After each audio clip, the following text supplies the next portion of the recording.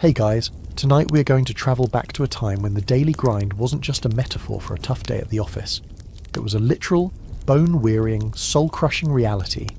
Imagine a world without safety regulations, without paid time off, and where the most advanced piece of workplace technology is a sharpened bit of iron strapped to a piece of wood. We're peeling back the romantic veneer of castles and knights to look at the lives of the people who did the actual work. The jobs so brutal, so demanding, and so utterly unpleasant that, let's be honest, you probably wouldn't survive the first week.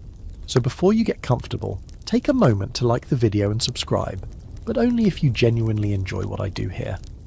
I always love to see where you're all tuning in from, so drop your city and local time in the comments below. It's amazing to see this little community stretch all across the globe. Now, dim the lights, maybe turn on a fan for that soft background hum, and let's ease into tonight's journey together.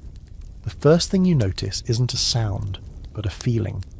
It's the cold, a damp and persistent chill that seems to seep up from the very earth beneath you. You're lying on a straw-stuffed pallet on the floor of a one-room hut. There's no alarm clock, no gentle nudge from a partner. Your rooster, who honestly has a much better life than you do, is the only timekeeper you need, and he hasn't even cleared his throat yet. Your real alarm is the sliver of pre-dawn grey filtering through a crack in the wattle and door wall. It's the signal. The day has begun, whether your aching back agrees or not. You sit up, the rough wool of your tunic scratching against your skin. It's the only set of clothes you own, and it smells faintly of wood smoke, sweat, and yesterday's rain. The air inside the hut is thick with the scent of slumbering bodies. Your family is huddled together for warmth on the other side of the small packed earth floor. In the corner, a goat shifts, its soft bleat a familiar part of your morning routine. At least it provides milk. You're a serf and your world is small, defined by the rise and fall of the sun and the borders of your lord's manor. You don't own this land. You don't even really own yourself. You are, in the legal Latin of the time, adscriptus glebe, bound to the soil. You're a feature of the landscape, as permanent and as unfree as the trees that line the fields. Your family has worked this same patch of earth for generations, and your children will too. Leaving isn't an option. It's a crime called apostasy, and if you were caught, you'd be branded and dragged back to face the Lord's justice. Breakfast is a hunk of dark, heavy bread, dense and chewy. You dip it into a mug of what's called small ale, a weak low-alcohol beer that's safer to drink than the local water. It's calories, and you'll need every single one.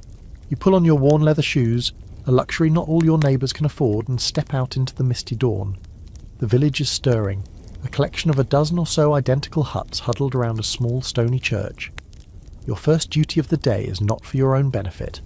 You head not to the small strip of land you're allowed to farm for your family, but to the Lord's personal fields, the domain. This is the heart of your servitude, the corvée labour, the days of unpaid work you owe your master in, exchange for his protection and the right to exist on his land. Today, it's ploughing. The heavy plough, a monstrous contraption of wood and iron, waits at the edge of the field. It takes a team of 8 oxen to pull it, and at least 2 men to guide it. You're the one at the handles wrestling the ploughshare through the thick, wet soil. The work is brutal. Your shoulders and back scream with the effort of keeping the furrow straight. A crooked line was considered bad luck, a potential omen for a poor harvest, so the pressure is immense. The oxen are powerful but stubborn, and the air is filled with your shouts of encouragement and frustration. This isn't the neat, tidy farming you see in pictures. It's a muddy, messy, full-body struggle against the earth itself. All morning you toil, your world shrinking to the heaving flanks of the animals in front of you and the endless stretch of unbroken ground. There are no coffee breaks, no chats by the water cooler. There is only the rhythm of the work, heave, step, guide, repeat. It's a full-body workout that would make a modern personal trainer weep. Sometime around noon, you're granted a brief stop. You sit on the damp earth, pulling another piece of bread from your pouch, maybe with a raw onion or a sliver of hard cheese. You watch the Lord's steward, or reeve, observing from a distance. He's there to make sure you're not slacking, that the Lord is getting every ounce of labour he's owed. This is a system built on obligation, not ambition. Historians still argue whether the relationship between lord and serf was purely exploitative, or if it contained elements of mutual, albeit deeply unequal, obligation. From where you're sitting, with mud caking your legs and your stomach rumbling, it feels pretty one-sided. The afternoon brings a change of pace, but not of intensity. Once the ploughing is done, there are fences to mend, ditches to clear, and firewood to haul for the Great Hall. You're a living multi-tool, expected to be a farmer, a lumberjack, and a construction worker all in one day. The Lord's needs are endless. His stone manor, visible on the hill, is a constant looming reminder of the gulf between his world and yours. While you mend his fences, he might be hunting in his private forest, a forest where you'd be flogged or worse for catching a single rabbit to feed your family. As the sun begins its slow descent, painting the sky in hues of orange and purple you're too tired to appreciate, you're finally released. You trudge back to your own small strips in the common field. The three-field system, a major agricultural innovation, means one field is fallow, one has wheat, and the other has beans or peas. It's a clever way to manage soil fertility, but for you, it just means more work. You have only a precious hour or two of remaining light to tend to your own crops, the food that will hopefully see your family through the winter. Exhaustion is a constant companion, a dull ache that settles deep in your bones. You finally stumble back into your hut as true darkness falls. The family gathers around the small smoky hearth. The evening meal is a simple vegetable pottage, bubbling away in a single pot. It's hot and filling, and for a few moments there is a sense of peace. Your children, who spent their day scaring crows from the fields or gathering berries, are already half asleep by the fire. You spend a few minutes sharpening a tool or patching a shoe by the flickering light, your hands moving with practiced familiarity. Soon the fire dies down to embers, and the hut is plunged into a profound darkness. You lie down on your straw pallet, every muscle protesting. You don't dream of a better life. You don't have the energy for such fantasies. Your only thought is that you survive today, and that tomorrow, and the day after, and every day until you are too old or broken to work, you will do it all over again. You fall asleep in that serf's hut, a deep and dreamless slumber born of pure physical exhaustion. But let's imagine, just for a moment, that you found a way out. Perhaps your lord died without an heir, or you managed a daring escape to the nearest town, staying hidden for a year and a day to earn your freedom. You've traded the endless green fields for the cramped, winding streets of a bustling city like London or York. You've escaped the mud, but you found yourself sinking into something infinitely worse. Because freedom, you learn quickly, doesn't pay for bread, and the only job you, a newcomer with no guild and no skills, can get is one that nobody else wants.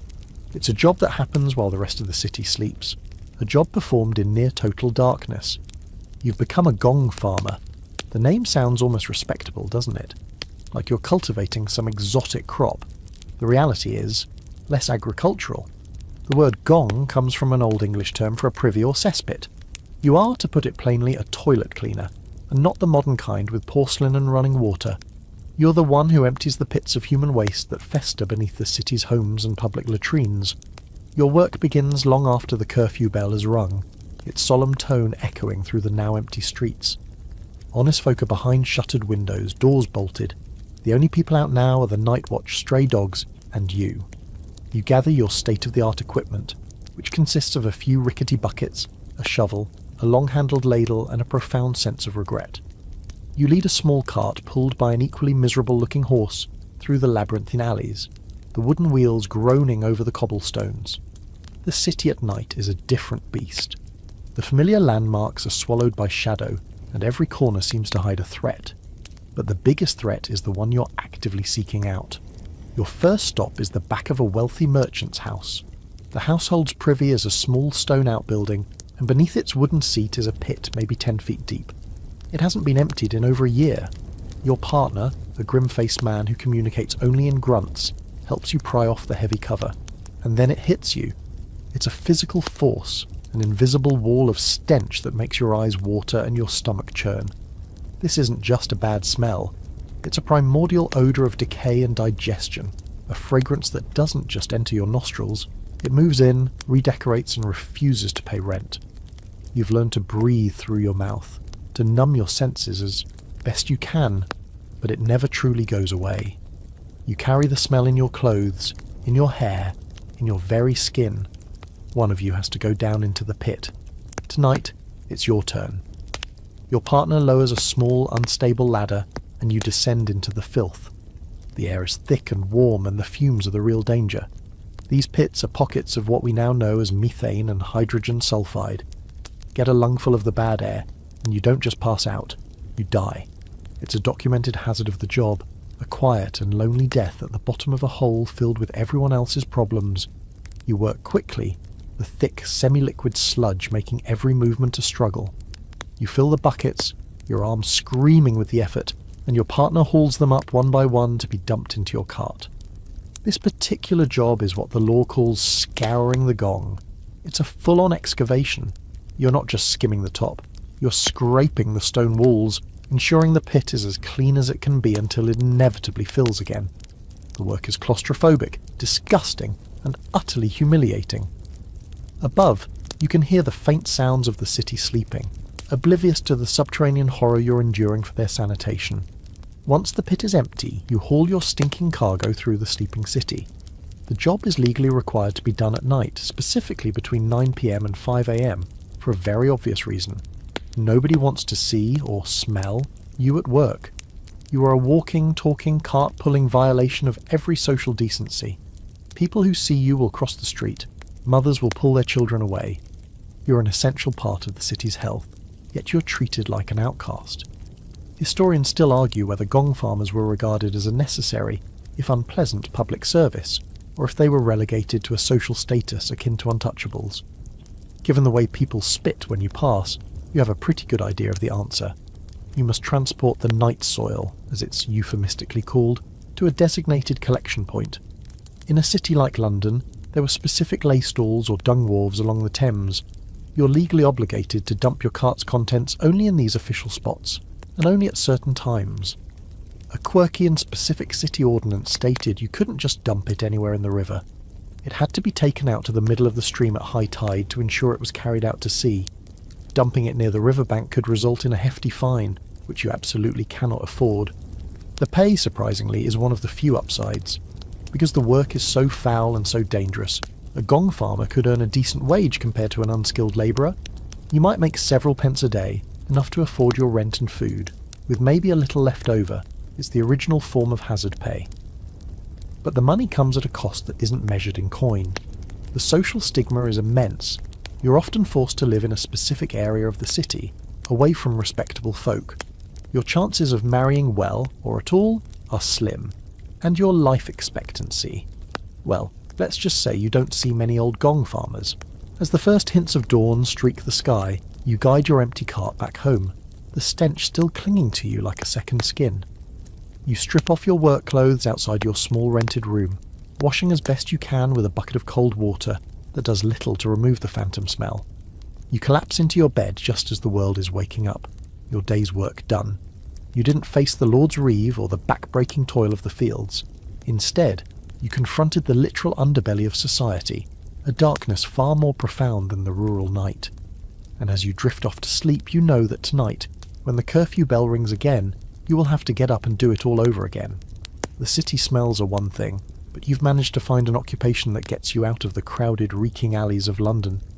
You've found a job that takes you into nature, into the quiet, misty wetlands beyond the town walls. It sounds almost idyllic, a peaceful escape from the human chaos. But you soon learn that nature has its own special brands of unpleasantness. You've become a leech collector, and your primary tool for this trade is your own body. You wake before dawn, not to the sound of a rooster, but to the familiar ache in your legs. It's a dull throb, a constant reminder of yesterday's work. You don't wear much, just a simple tunic hitched up high. Armour would be pointless, and even proper trousers would just get soaked and heavy. Your protection is a thick layer of mud you'll apply later. For now, you grab your collecting tin, a small wooden box with a perforated lid, and head out towards the fens and marshes. The landscape is beautiful in a desolate sort of way. Mist hangs low over the reed-choked pools of stagnant water. The air is cool and smells of damp earth, decaying leaves, and the subtle, metallic scent of bog iron. It's a quiet world, punctuated by the cry of a water bird or the buzz of insects. This is your office. Your clients are the town's barber surgeons, the local monastery with its infirmary, and any wealthy household that can afford medical care. In an era where the theory of the four humours, blood, phlegm, yellow bile and black bile, reigns supreme, medicine is all about balance. If someone has a fever, a headache, or pretty much any ailment, the go-to diagnosis is an excess of blood. The prescribed cure, bloodletting. And the most popular, gentlest way to do that is with leeches. This makes Hirudo medicinalis, the medicinal leech, a highly valuable commodity. But you can't just buy them wholesale. Someone has to go out and get them. That someone is you. You find a promising-looking pond, its surface slick with algae, and you take a deep breath. This is the part that never gets easier. You wade in. The water is shockingly cold at first, a jolt that travels up your spine. It quickly turns tepid and murky as you move further in, the bottom a soft sinking ooze that sucks at your bare feet. You stand there, in water up to your knees, and you wait. This is the entire technique. You are the bait. You are a walking, talking human lure. You splash a little, disturbing the water to announce your presence. Then, stillness. You feel the first one before you see it. A faint tickling sensation on your ankle. You look down and there it is. A small, dark, ribbon-like creature, undulating as it searches for the perfect spot. It attaches itself with its suckers, and you feel a tiny, sharp prick. Not exactly painful, more of a mild annoyance. The leech's saliva contains a powerful anaesthetic, so you barely feel the bite. More importantly, it contains an anticoagulant called hirudin, which keeps the blood flowing freely. This is what makes them so medically valuable, and it's what makes your job so draining. One by one, they come. More tickles, more tiny pricks on your shins, your calves, the backs of your knees. You watch as they latch on, their bodies swelling and elongating as they fill with your blood. You have to be patient. You can't just pull them off as soon as they attach.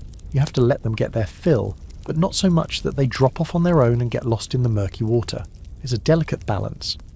When a leech is fat and engorged, you carefully detach it, dropping it into your tin.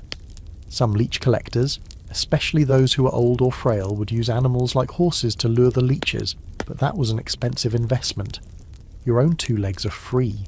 The job is surprisingly solitary, giving you a lot of time to think. You think about the irony of it all. You're sacrificing your own blood, your own humoral balance, so that a wealthy merchant with a headache can feel better. You are, in a very real sense, selling your life force one wriggling parasite at a time. The fringe tidbit about this job is the folklore that surrounded it. Leech collectors, particularly women, were often seen as being adjacent to witchcraft. They spent their time in lonely, wild places, dealt with blood and strange creatures, and had knowledge of the natural world that seemed mysterious to townfolk. Being a leech collector meant walking a fine line between being a provider of medicine and being an object of suspicion. After a few hours, your legs are covered in them. You've collected a few dozen, and you're starting to feel lightheaded. This is the main occupational hazard, chronic blood loss. You wade out of the water, your legs a gruesome sight, crisscrossed with trickles of blood from the bites. The hirudin in the leech's saliva means the wounds won't clot for hours. You'll bleed slowly but steadily for the rest of the day. You smear your legs with the cool mud from the bank, which helps to slow the bleeding and soothe the irritation. You trudge back to town, feeling weak and tired, your precious, blood-filled cargo sloshing gently in its tin. You sell your haul to the barber surgeon, who inspects the leeches with a professional eye before paying you. He keeps them in a large glass jar, and you can't help but feel a strange connection to the bloated creatures floating within. That's your blood in there. The job has long-term consequences. Constant blood loss leads to anemia, weakness, and a pale complexion. Infections are also a constant risk. The stagnant water you wade in is a soup of bacteria, and your legs are covered in open wounds. A small infection could easily turn into a raging fever, and in a world without antibiotics, that could be a death sentence. Historians still argue about the social standing of leech collectors. Were they seen as quasi-medical professionals, or were they at the bottom of the social ladder with the gong-farmers and rat-catchers? The answer likely varied by region, but it was never a high-status profession. You spend the afternoon resting, trying to regain your strength. You eat what you can afford, usually iron-rich foods like dark bread and, if you're lucky, a bit of organ meat, to try and replenish what you've lost. As you lie on your pallet, the familiar ache in your legs returns, accompanied by the maddening itch of dozens of healing bites. You look at your scarred, pale limbs and wonder how many more years you can do this. The demand for leeches is constant, a testament to the unwavering faith in bloodletting. And as long as there is sickness, there will be a need for people like you, willing to wade into the darkest waters and pay a bloody price for a handful of coins. You've had enough of selling your own blood. The lightheadedness and constant itching have driven you back to the bustling town. But this time you're determined to find a trade with a roof over your head. You find work in the textile industry, a cornerstone of the medieval economy. You're not weaving fine tapestries or embroidering silks for a lady. You're at the very beginning of the process, in a workshop filled with a smell so pungent it makes the gong-farmers' cart seem like a field of wildflowers. You've become a fuller, and your job is to clean and thicken newly woven wool. The key ingredient in this process? Stale urine. The workshop is a large open-air space, though it's covered by a simple roof. The floor is dominated by a series of large, shallow vats, usually made of stone or wood. These vats are your workstation. They are filled with a disgusting cocktail: water, a type of clay called fuller's earth, and gallons upon gallons of aged human urine. The ammonia in the urine is a powerful cleansing agent and degreaser, perfect for stripping the natural lanolin and dirt from raw wool. It was collected in pots left on street corners for people to contribute to. It was the medieval world's most unfortunate recycling program. Your day begins by taking huge bolts of newly woven woolen cloth and shoving them into one of these vats. The cloth is rough, greasy, and stiff. Your job is to transform it into the soft, dense fabric favoured for clothing, and you do this with your feet. You hitch up your tunic, climb into the vat, and you begin to stomp. For hours on end you tread the cloth, marching in place, stomping and kicking, your bare feet sloshing in the foul-smelling liquid. This isn't a gentle process. It's hard, physical labour. The goal is twofold. First, the stomping action, combined with the ammonia and the abrasive fuller's earth, cleans the wool. Second, the constant pounding mats the wool fibres together, shrinking and thickening the cloth in a process called felting. This is what gives the finished product its durability and warmth. It's essentially a very gross, very manual version of the agitation cycle in a washing machine. The air in the fuller's workshop is thick with the sharp, acrid stench of ammonia. It burns your nostrils and makes your eyes water. You've been doing this long enough that you barely notice it anymore, much like the gong farmer gets used to his particular occupational hazard. But your hands and feet tell a different story. They are perpetually raw and chapped from the caustic solution. The skin is cracked and sore, and small cuts are a constant misery, stinging fiercely in the alkaline mixture. You work in a team, often with 2 or 3 other fullers in the same vat, stomping in unison to a rhythm, perhaps even singing a work song to pass the monotonous hours. It creates a strange sense of camaraderie, a bond forged in shared misery and urine.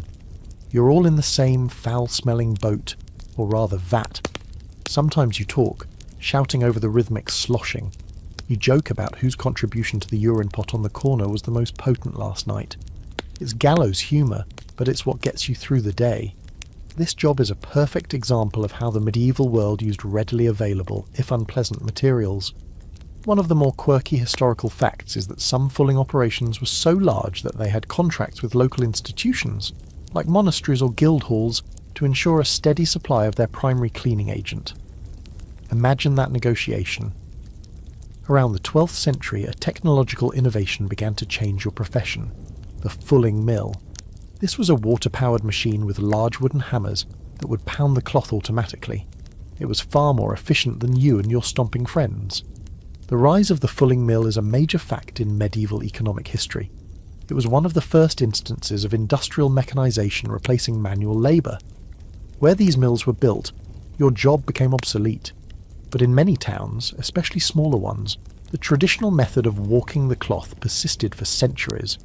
For now, your feet are the most advanced technology available. After hours of stomping, the cloth is finally ready.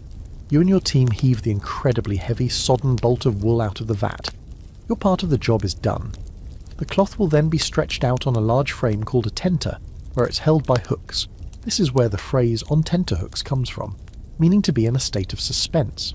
It will dry in the sun, bleaching and freshening, before being passed on to dyers and tailors. You spend a few minutes trying to wash the filth off your feet and legs with cleaner water, but it's a losing battle. The smell clings to you. You're known in the street by your scent. You head home, your legs aching with a deep pulsating pain from the hours of repetitive motion. You earn a steady wage, better than a simple farmhand, because cloth production is a vital trade. But like so many medieval jobs, it takes a severe toll on your body. Historians still argue about the health effects of long-term exposure to the chemicals involved in fulling. While the ammonia from urine was the most obvious, the fuller's earth clay contained fine particles of silica. Inhaling this dust day after day could have led to silicosis, a lung disease similar to what quarrymen suffered from. So you were getting it from both ends: chemical burns on your skin and toxic dust in your lungs. You sit down to your meagre evening meal, trying to ignore the raw, burning sensation in your feet. You look at a woolen blanket in the corner of your room, and you feel a strange mix of pride and revulsion. You know the immense, disgusting effort that went into making it soft and warm. It's a small comfort. Tomorrow the vats will be waiting. More cloth, more dirt, and another fresh delivery for the urine pot on the corner.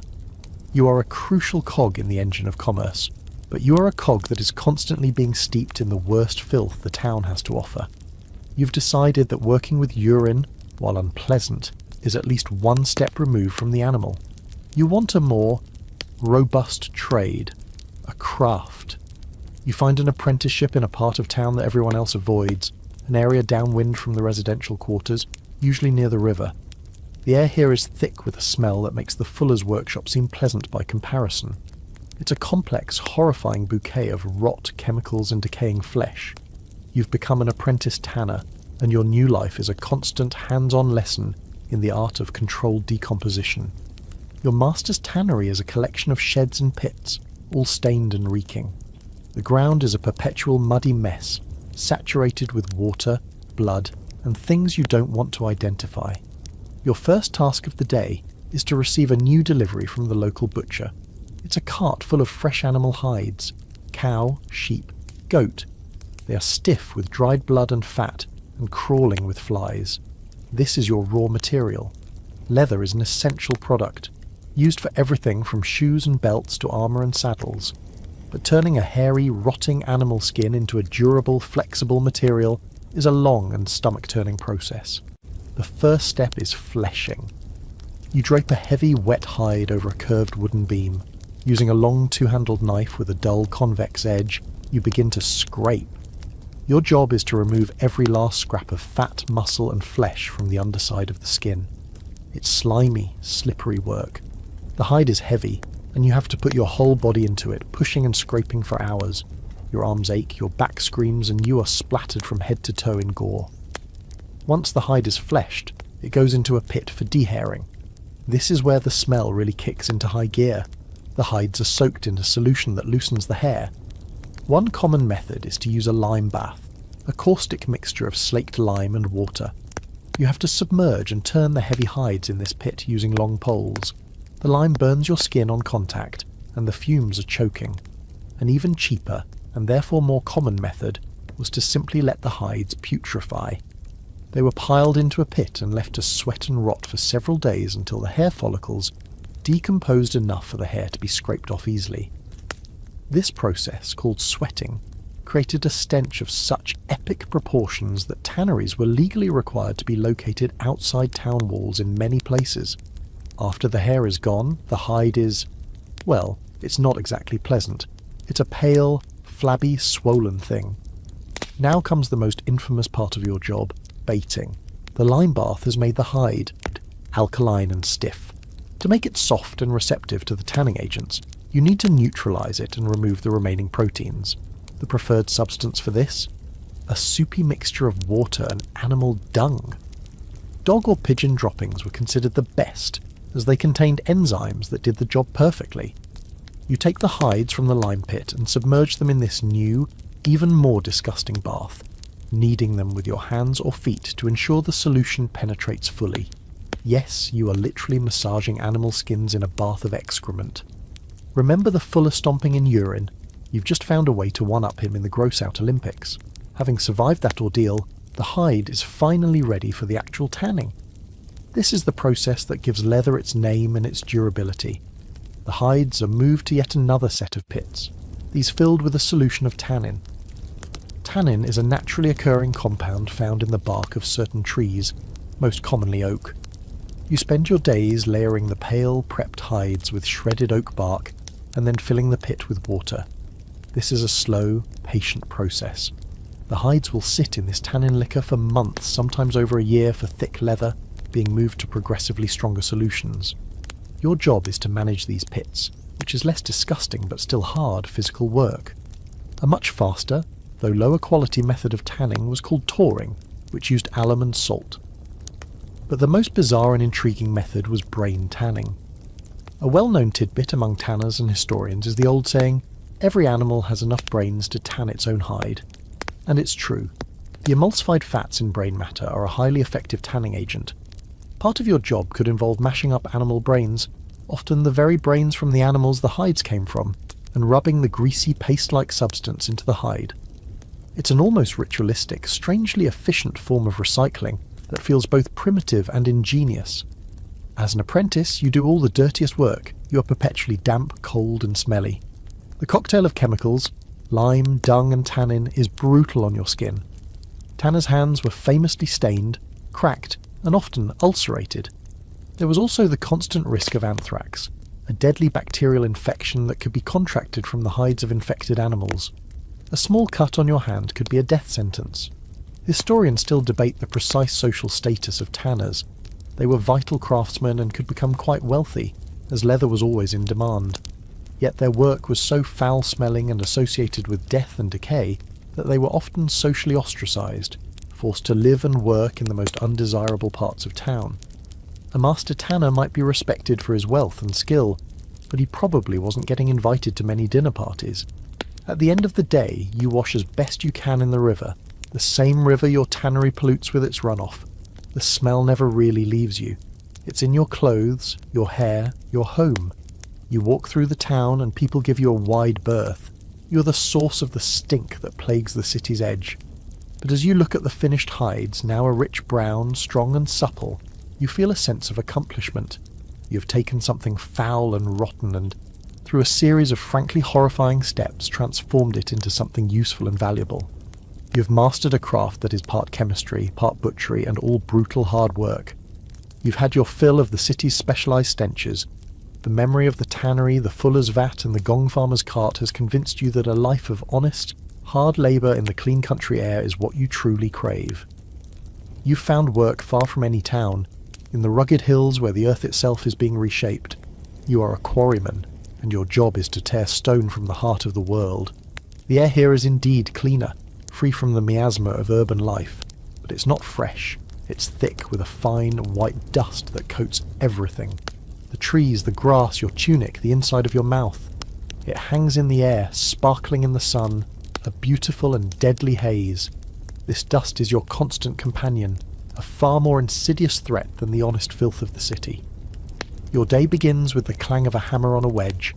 The quarry is a vast stepped wound in the side of a hill, a man-made canyon of raw stone. All around you, dozens of men are engaged in the same primal struggle. Your task is to help excavate massive blocks of limestone or sandstone, the building blocks for the new cathedral being constructed miles away, a project that began before you were born and will continue long after you're gone. Your toolset is simple and ancient: iron wedges, heavy sledgehammers, and long levers. There is no dynamite, no power tools. There is only muscle, sweat, and a deep understanding of the stone's nature. You and your team identify a promising section of the rock face. You look for the grain, the natural lines of cleavage in the stone. A master quarryman can read the rock like a book, knowing just where to strike. You start by carving a line of deep grooves with a pickaxe, defining the block you want to break away. This is slow, jarring work, each strike of the pick sending a shockwave up your arms. Then, you hammer in the iron wedges one by one along the groove. You and your partner stand in a line, swinging your heavy sledgehammers in a steady, hypnotic rhythm. Clang, clang, clang. The sound echoes across the quarry, a percussive heartbeat of human effort. You have to strike in unison, with equal force. A misplaced blow could ruin the block or, worse, injure a fellow worker. The sweat pours off you, mixing with the white dust to form a gritty paste on your skin. You pause to drink from a water skin, the water tasting faintly of stone. You look up at the rock face towering above you. Rockfalls are a constant, terrifying danger. The stone you're working to release can shift unexpectedly, and a block weighing several tons can crush a man in an instant. There are no hard hats, no safety harnesses. There is only a wary eye and a prayer. After hours of relentless pounding, you hear it. A deep groaning crack from within the stone. It's the sound of victory. You and your team grab the long wooden levers, jamming them into the widening crack and throwing all your weight against them. With a final shuddering tear, the massive block breaks free from the cliff face, crashing to the quarry floor with a boom that you feel in your chest. But your job is far from over. The rough block now needs to be squared, a process called scabbling. You use smaller hammers and chisels to knock off the roughest imperfections, shaping it into a more regular block that will be easier to transport and for the masons to work with. It's more precise than the brute force of the sledgehammer, but no less demanding. Your hands are a mess of calluses and cuts, your knuckles permanently swollen. One of the great historical achievements of the medieval period was the construction of the Gothic cathedrals, and it was your labour, here in the quarry, that made it all possible. This is a mainstream historical fact that is often overlooked. People marvel at the finished buildings, but rarely think of the thousands of anonymous men who spent their lives here, covered in dust to provide the raw material. As you work, you breathe in the dust, day after day, year after year. It settles deep in your lungs, a fine sediment that slowly turns them to stone. You see it in the older quarrymen, who are constantly coughing, their breath coming in ragged, shallow gasps. They call it quarryman's disease. We now know it as silicosis, a fatal and incurable lung condition caused by inhaling crystalline silica dust. This is the quiet killer of your trade, more certain than any rockfall. A quirky and rather grim tidbit about quarry life is that communities of workers and their families often sprang up right at the quarry site. These were temporary rough and tumble settlements that existed solely to serve the project. Your whole world could be this dusty, noisy pit and the small collection of huts clinging to its edge. You were born, worked, and died within sight of the same hole in the ground. The squared blocks, still weighing many tons, are then loaded onto massive, specially built wagons, often pulled by a team of 20 or more oxen. Getting these blocks from the quarry to the building site was a monumental feat of logistics in itself, a slow, creaking procession along rudimentary roads. You watch the cart depart, a small piece of the hill you've spent your life dismantling, on its way to become part of something glorious and holy. Historians still argue about the labour structure in the quarries. Were the workers free labourers attracted by the wages, or were they a form of conscripted labour, perhaps serfs commanded to work by their lord who had donated the stone to the church? The reality was likely a mix of both, a complex system of skilled freemen working alongside conscripted muscle. As evening approaches, the foreman calls a halt. The rhythmic clanging of hammers fades, replaced by the weary sighs of exhausted men. You trudge back to your small hut, your body aching in a way that feels deeper than muscle. It's an ache in your very bones. You try to wash the dust from your face and hands, but you know it's inside you, a part of you now. You eat your dinner, the food tasting of grit, and you hack and cough, spitting a pale slurry into the fire. You look at your hands, rough and powerful from swinging the sledgehammer. They are the hands that are building a cathedral, a house of God meant to inspire awe for centuries. But you will never see it finished. You will only see the inside of this dusty, dangerous pit. You fall asleep to the ringing in your ears, the phantom echo of the hammer on steel, and dream of a world where you can take a single, deep, clean breath. The dust of the quarry finally settles as you follow the fruits of your labour. You've traded the raw, chaotic pit for the more orderly, yet infinitely more precarious world of the construction site. The massive stone block you helped hew from the earth has arrived at the bustling site of the new cathedral, and you have arrived with it, having secured a position as a mason's assistant. You're no longer tearing the world apart, you're now building it up piece by monumental piece. Your new workplace is a forest of wooden scaffolding, reaching dizzyingly towards the heavens. You've left the crushing risk of rockfalls behind.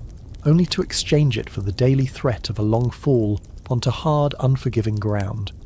You're a castle mason, or in this case, a cathedral mason, and your job is to work high above the world, balanced on a network of swaying planks and ropes. Your day starts on the ground, in the mason's lodge. This is a long shed where the more skilled Freemasons, the elite of your craft, do their finest work. They are the ones who take the rough blocks you once scabbled and, with a dizzying array of chisels, mallets and templates, shape them into intricate pieces of tracery, sculpted bosses and graceful arches.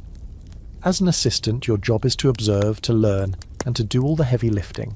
You mix the mortar, a thick, gritty paste of lime, sand and water. Remember the lime burner, whose job created toxic fumes. His product is now in your hands, a crucial ingredient for holding this entire magnificent structure together. You spend the morning hauling. You load finished stones onto a sledge, which is then hoisted upwards by a massive man-powered treadmill crane. This crane is a marvel of medieval engineering, a giant wooden wheel that men walk inside of like hamsters in a cage to provide the lifting power. It's grueling, monotonous work for the men inside, but it allows you to get stones weighing hundreds of pounds up to the working level. And then it's your turn to go up. You climb the scaffolding, a creaking, groaning skeleton of timber lashed together with the rope. It's not bolted or welded, it's tied. You put your faith in the knots of a fellow worker. The higher you climb, the more the structure sways in the wind. The bustling ground below shrinks, the people becoming small, scurrying figures. There are no safety nets, no harnesses, no concept of OSHA. A single misstep, a moment of dizziness, a gust of wind at the wrong time, and your career in construction will come to an abrupt and terminal end. You reach the working level, a platform of planks perhaps 50, 100 or even 200 feet in the air. Here, the master masons are at work, setting the stones you sent up. Your job is to be their hands. You ferry buckets of mortar, position the heavy stones with crowbars and help guide them into place. The master mason taps the stone into its final position with a mallet, checking its alignment with a plumb line and a square. It's a job of incredible precision, performed in a terrifyingly imprecise environment. You stand on a plank no wider than your 2 feet, your back to an endless drop, and you pass a heavy tool to the mason beside you. You don't think about the height. You can't. You focus on the task, on the stone, on the mortar. You develop a cat-like sense of balance and an intimate familiarity with the feel of the wooden planks beneath your feet. A quirky fact about medieval construction is the existence of mason's marks. Each skilled mason had his own unique symbol, which he would carve into the stones he shaped. These weren't for vanity. They were a form of quality control. The paymaster could see who did what work, ensuring that shoddy craftsmanship could be traced back to its source. As you handle the stones, you see these marks. A cross, an arrow, a simple geometric shape. And you know the man who carved it. A fellow member of your travelling, close-knit fraternity of builders. The sheer scale of the project is hard to comprehend. Mainstream historical fact: some of the great European cathedrals took over 200 years to complete. This means that you are working on a building that your grandfather might have started, and that your grandson might one day finish. You are a single link in a chain of generations, dedicating your life to a vision you will never see fully realised. There's a strange humility in that, a sense of being part of something vast and enduring. The work is dangerous, but there is a sense of pride and creation that was absent in the destructive toil of the quarry. You are not just a labourer, you are a builder. You are on the cutting edge of art and engineering. You're helping to construct a soaring vault, a testament to God's glory and man's ingenuity. The complex geometry of the Gothic style, the pointed arches, the ribbed vaults, the flying buttresses, was a major technological innovation, allowing for structures of unprecedented height and light. Historians still argue about how much architectural knowledge the average mason possessed. Were they simply following the orders and templates of a master architect, or did they have a deeper, more intuitive understanding of the structural forces at play? The truth is likely somewhere in between. While a single architect designed the overall structure, the master masons on site had to solve complex geometric problems every single day, using little more than a compass, a square, and their accumulated experience. The wind picks up, whistling through the half-finished arches. The scaffolding groans a little louder. A fellow worker a few feet away slips. his foot sliding off a wet plank. For a terrifying second, he dangles, his hands clutching the edge, his legs kicking over the abyss. You and another man grab his arms and haul him back to safety. Hearts pound, a few sharp words are exchanged, and then, without ceremony, you all go back to work. It's a near-daily occurrence. As the sun begins to set, casting long shadows from the rising walls, the foreman calls an end to the day. The slow, cautious descent begins. Reaching the solid ground feels like a victory every single time. Your legs are trembling, not just from the climb, but from the unconscious tension of keeping your balance for hours. You're exhausted, but it's a different exhaustion from the quarryman's. It's the fatigue of intense focus, of adrenaline, of having spent a day dancing on the edge of a precipice. You look up at the cathedral, silhouetted against the twilight sky, and you see the single stone you helped set today. It's a tiny part of a colossal whole, but it's your part, and tomorrow you will climb back up and add another. The high, clean air of the cathedral scaffolds has lost its appeal. The near misses and the constant gut-wrenching vertigo have sent you back down to the solid, if filthy, ground of the city. You're looking for a job that keeps your feet firmly planted on the cobblestones. You find one that not only keeps you on the ground, but sends you slinking through its darkest, most forgotten corners. You have become the town's rat catcher. Your official title might be Ruttener, and your role is far more critical than it sounds. You're not merely a pest controller, you're a frontline soldier in a never-ending war. Your enemy is cunning, relentless, and travels in teeming hordes, and it carries a weapon of unimaginable terror: disease. Your uniform is a collection of mismatched leather garments, thick enough to offer some protection from bites, and a wide-brimmed hat. Your tools are varied. You have a small but vicious-looking terrier, its body a bundle of coiled energy and aggression, who is your most valuable partner. You carry a bag of tricks, crude cage traps, sticky concoctions made of tar, and a pouch of arsenic-laced breadcrumbs for the truly desperate infestations. You also carry a long iron-tipped staff, useful for dispatching cornered quarry and for probing into dark holes. Your day doesn't follow a schedule. You go where the problem is.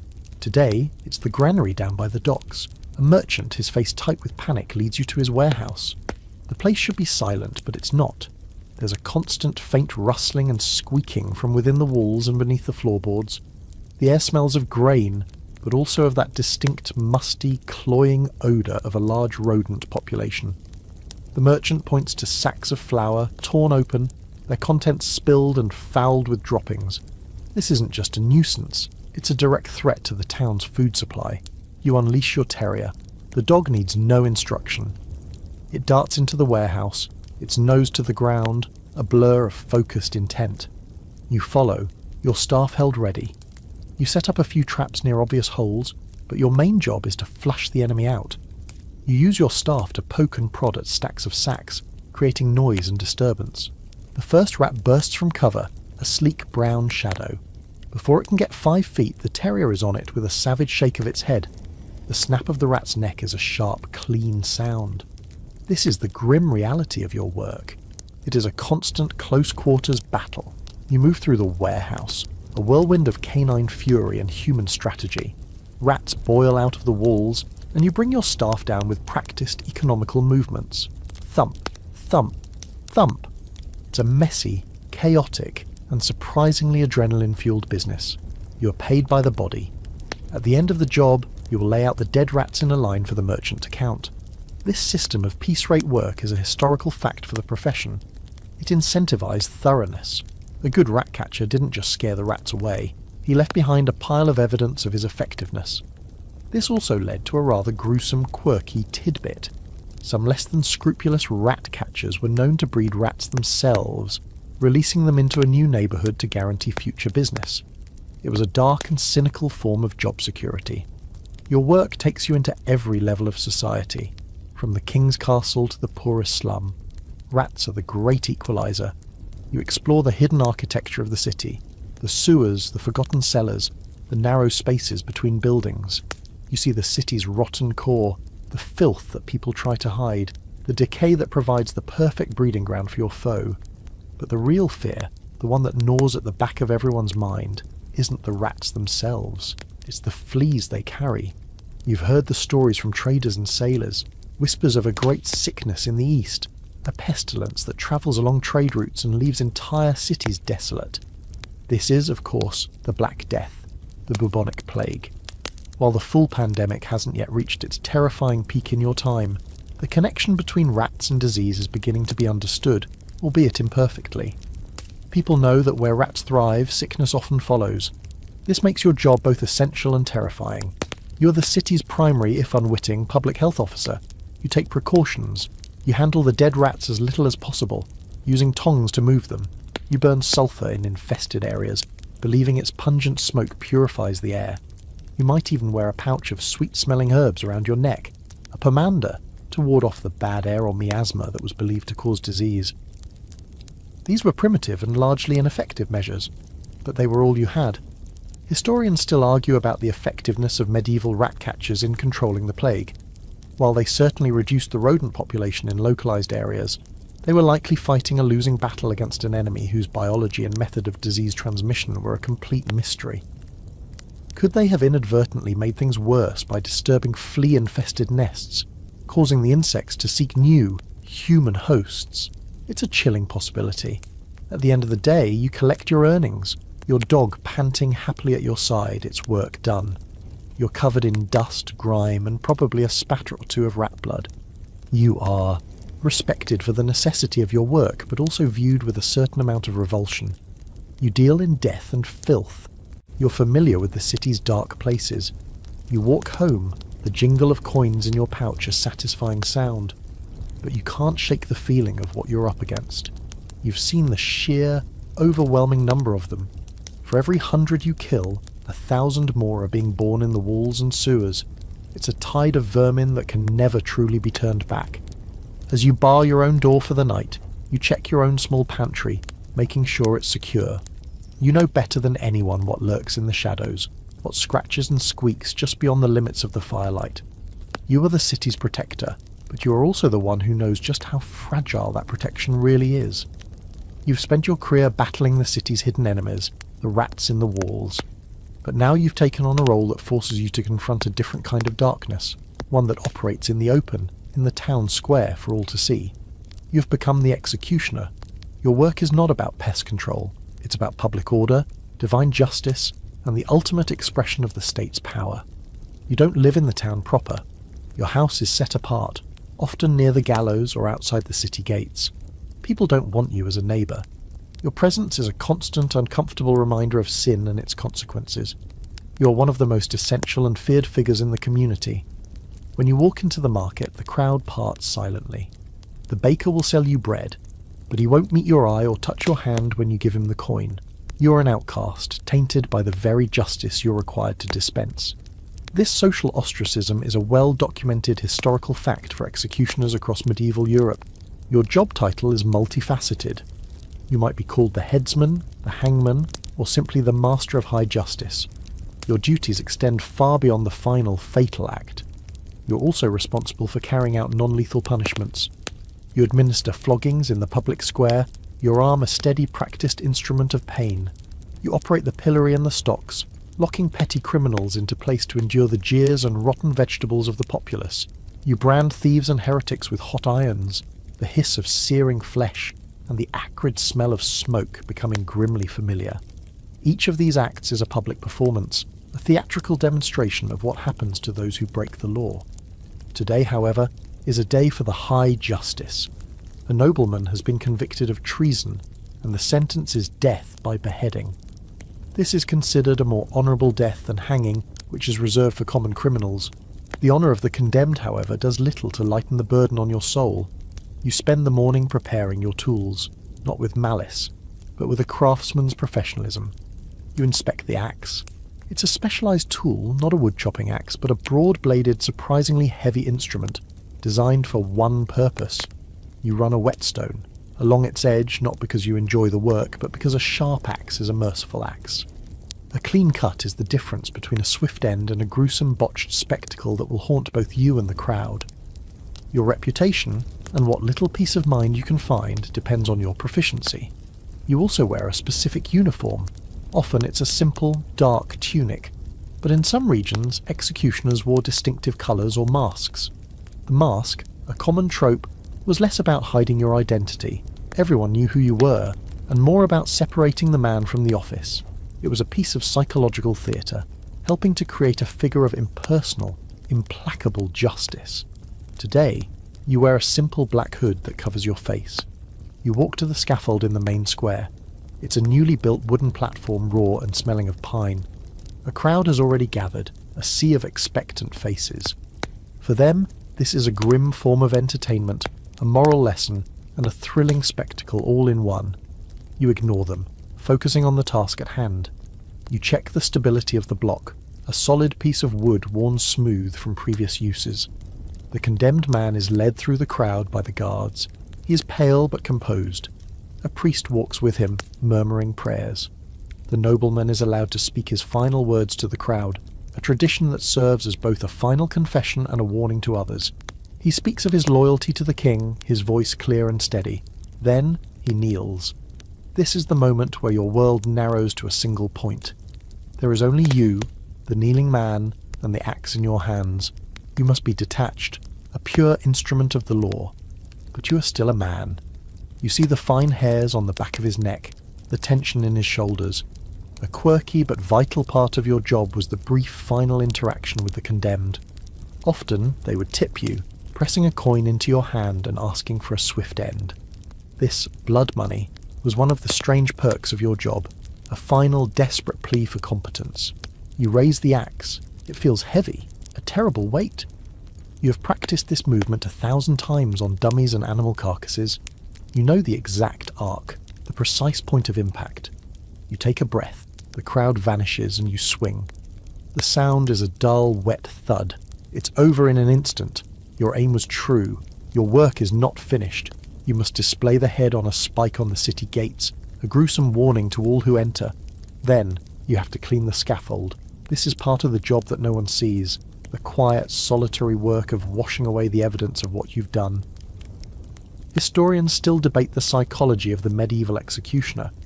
Were they sadists who enjoyed their work, or were they ordinary men forced into a grim profession by birth or circumstance? The job was often hereditary, passed down from father to son, creating entire dynasties of executioners who were trapped in their social role. Many were also expected to have some anatomical knowledge, which led them into a strange side hustle, acting as informal healers or bone setters. People who would shun you in the street might secretly come to your door at night to have a dislocated shoulder fixed, believing that someone who knew how to take a body apart must also know how to put it back together. You go home to your isolated house, you take off the hood, the symbol of your office, and you are just a man again. But the taint of your job lingers. You earned good money today, far more than any labourer. Executioners were well compensated for their unpleasant work and social stigma. But the cost is high. You live in a world of ghosts. You see the faces of the men and women you've punished, whipped and killed. You are the final gear in the machine of justice, the hand that turns the theoretical power of the law into a bloody physical reality. You eat your dinner in silence, the quiet of your home a stark contrast to the roar of the crowd that, just hours before, had watched you take a man's life. The public spectacle of the executioner's work, as grim as it is, at least happens in the light of day. You have found your way into a role that is even more feared, more secretive, and arguably more psychologically damaging. You work for the same system of justice, but your stage is not the town square. It is a small, windowless room deep in the dungeons of the local lord's castle. You have become the torturer.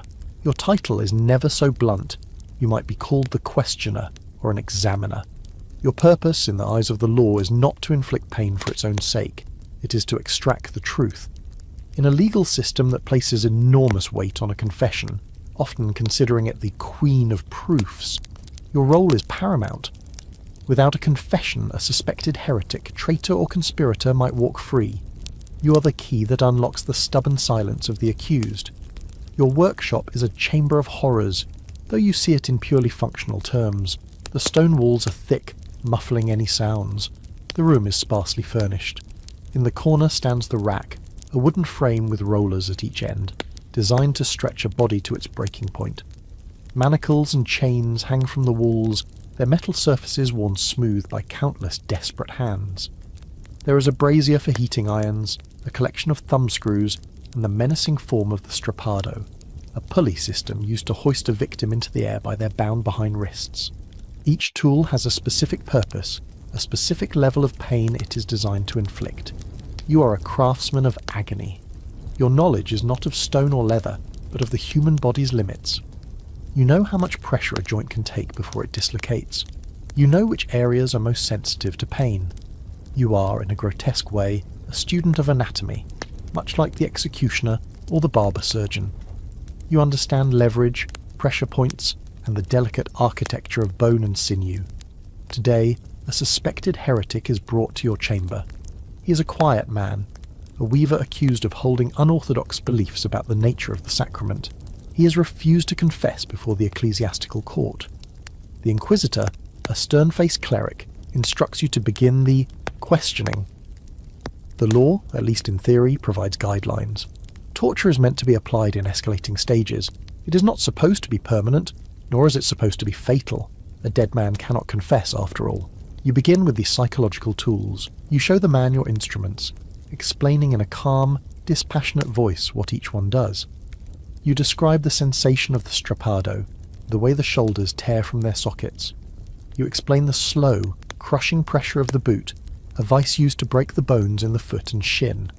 This is often enough. The mere threat of pain can shatter a person's resolve. The weaver, however, remains silent, his face pale but his eyes defiant. The inquisitor gives the nod. You are to proceed. You bind the man's hands behind his back and attach the rope for the strappado. You and your assistant turn the windlass, and the man is hoisted off the floor. His feet dangle a few inches from the stone, and the entire weight of his body pulls on his shoulder joints. The pain is immediate and excruciating. You let him hang there. The inquisitor repeats his questions. Did you consort with others? Name them. Did you deny the transubstantiation? Confess! The man groans, sweat beading on his forehead, but he does not speak. The inquisitor nods again. You release the catch on the windlass, and the man drops a foot or two before the rope jerks tight. The force of the drop, the squassation, is designed to dislocate the shoulders. A horrific, strangled scream echoes in the chamber, a sound that the thick walls easily swallow. This is the grim reality of your job. You are the one who ties the ropes, turns the crank, and inflicts the pain. You must remain detached, a neutral functionary. To feel pity would make your job impossible. To feel pleasure would make you a monster. You exist in a strange, affectless middle ground, your face a blank mask of professionalism.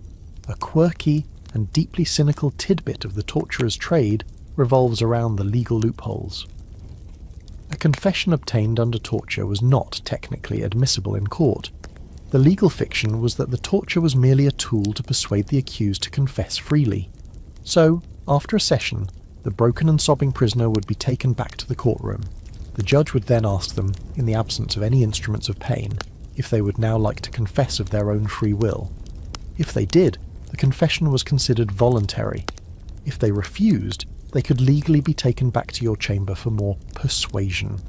This entire process is one of the most debated aspects of medieval jurisprudence. Historians still argue whether the authorities genuinely believed they were extracting truth, or if they understood that a person would say anything to make the pain stop. Was the goal justice or simply a confession, any confession, to close the case and make an example of someone? From your vantage point, seeing the glazed eyes of the man now hanging limp in the ropes, you suspect the latter. Finally, the weaver breaks. Through shuddering gasps, he confesses to everything the inquisitor asks.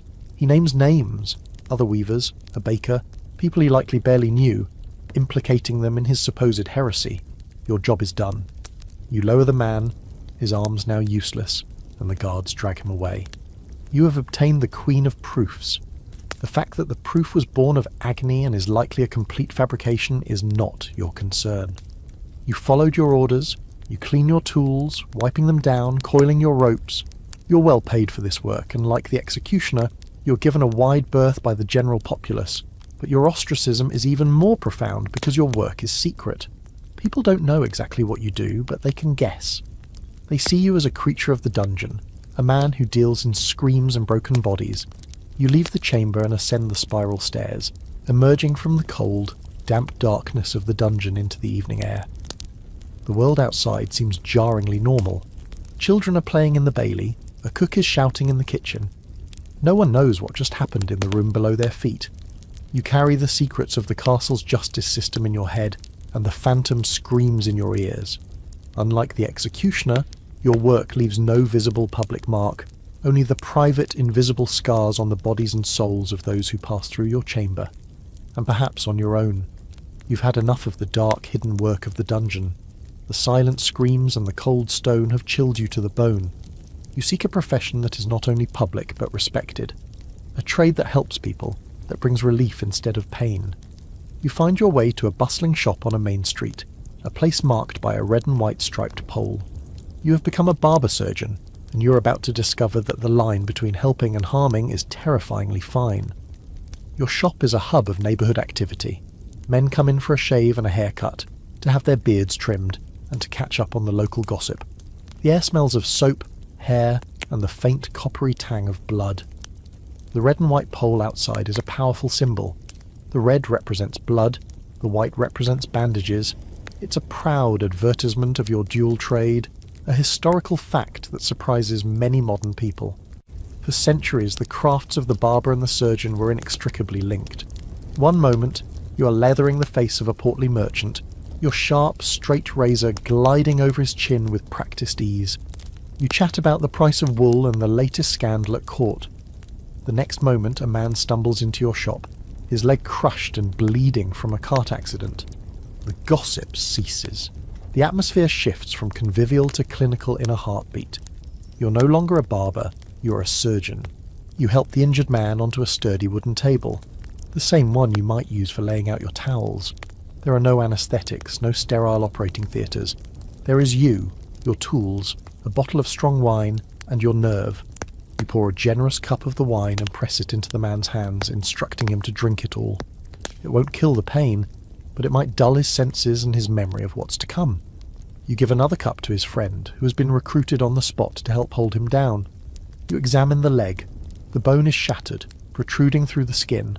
The flesh is mangled and already turning a dark, unhealthy colour. You know from experience that there is no saving it. To leave it would mean infection, gangrene, and a slow, agonising death. The only option is amputation. You turn to your tool roll. It contains your razors, scissors, and combs, but it also contains saws, probes, and cauterizing irons. These are your instruments of healing. You select a small, sharp saw, its teeth clean but by no means sterile. The concept of germ theory is centuries away. The best you can do is wipe the blade on a relatively clean cloth. You take a deep breath. You have to work fast. Speed is the most important surgical skill. A prolonged procedure increases the chance of the patient dying from shock and blood loss. You take your sharpest knife and make the first incision, cutting through the skin and muscle above the wound. The man on the table screams, a raw animal sound that curdles the blood, but his friend holds him fast.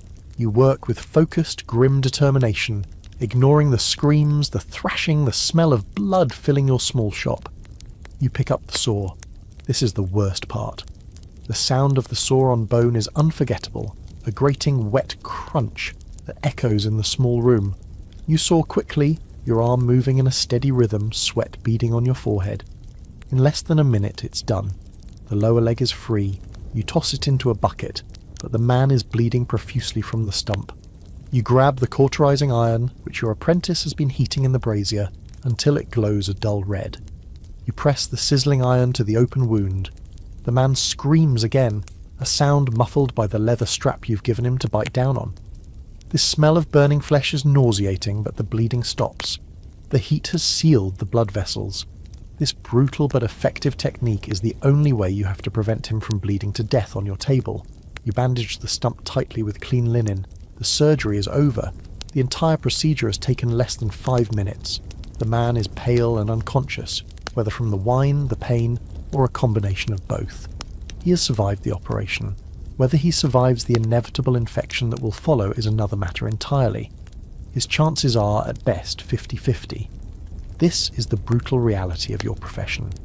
You're at the forefront of medieval medicine, but your toolkit is medieval. A quirky fringe tidbit is that barber surgeons also performed a wide range of other procedures. They were the dentists, pulling rotten teeth with pliers. They performed bloodletting, either with a lancet or with the leeches you remember from your earlier career. They even performed cataract surgery, a terrifying procedure that involved inserting a sharp needle into the eye to push the clouded lens out of the way. Historians still debate the formal separation of surgeons from physicians. The physicians were the university-trained elites who diagnosed illnesses based on the theory of humours and prescribed treatments. They considered surgery to be a messy manual craft beneath their dignity. You, the barber surgeon, were the hands-on practitioner who did the dirty work. There was a clear class and education divide, with physicians looking down on surgeons as mere tradesmen. After the patient is carried away, you must clean your shop. You sluice the blood-soaked floor with a bucket of water, the red swirling down the drain into the street. You wash your tools. The merchant who was waiting for his shave decided to come back another day. You end your day not with a sense of heroic accomplishment, but with a bone-deep weariness and the metallic taste of adrenaline in your mouth. You provided a service, the only one available. You gave a man a chance, however slim, to live. But the brutality of the process, the screams, the blood, the smell of burnt flesh, they linger. You're a healer, a respected member of your community. But your shop is a place of both tidy grooming and desperate, bloody battles for life, and you are the master of both. You wash your hands, but in your mind they never quite feel clean. You've seen enough blood and bone in the barber surgeon's shop to last a lifetime.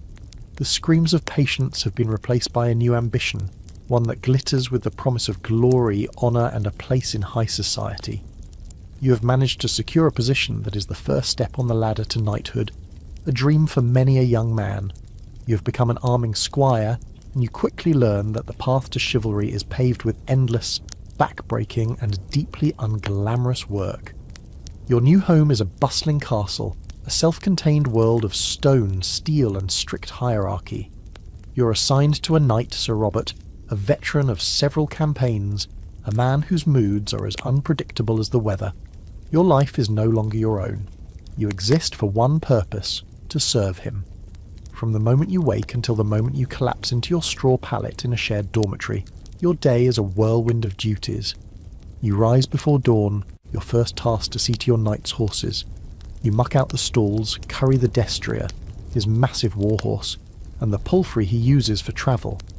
These are not just animals. They are phenomenally expensive and crucial pieces of military hardware. A knight's status is tied to the quality of his mount. You check for injuries, polish the tack until it gleams, and ensure they are fed and watered before you even think of your own breakfast. After tending the horses, you attend to the knight himself. You wake Sir Robert, an act that requires a delicate judgment of his temperament, and help him dress. You serve him his morning meal, standing silently by the table, ready to refill his cup or fetch another piece of bread. You are his shadow, his personal assistant, his valet. You anticipate his needs before he is even aware of them. The majority of your day, however, is consumed by the maintenance of his arms and armour. This is where the arming part of your title comes from. A full suit of plate armour is a complex, articulated machine made of dozens of individual pieces. It is also prone to rust. Your most tedious and vital job is to keep it pristine. You sit for hours in the armoury, surrounded by the smell of oil and metal polish, painstakingly cleaning every single plate. You use sand, vinegar, or fine brick dust mixed with oil to scrub away any hint of corrosion. You check every strap, every buckle, every rivet. A broken strap in battle could mean a fatal gap in his defence. His life is literally in your hands.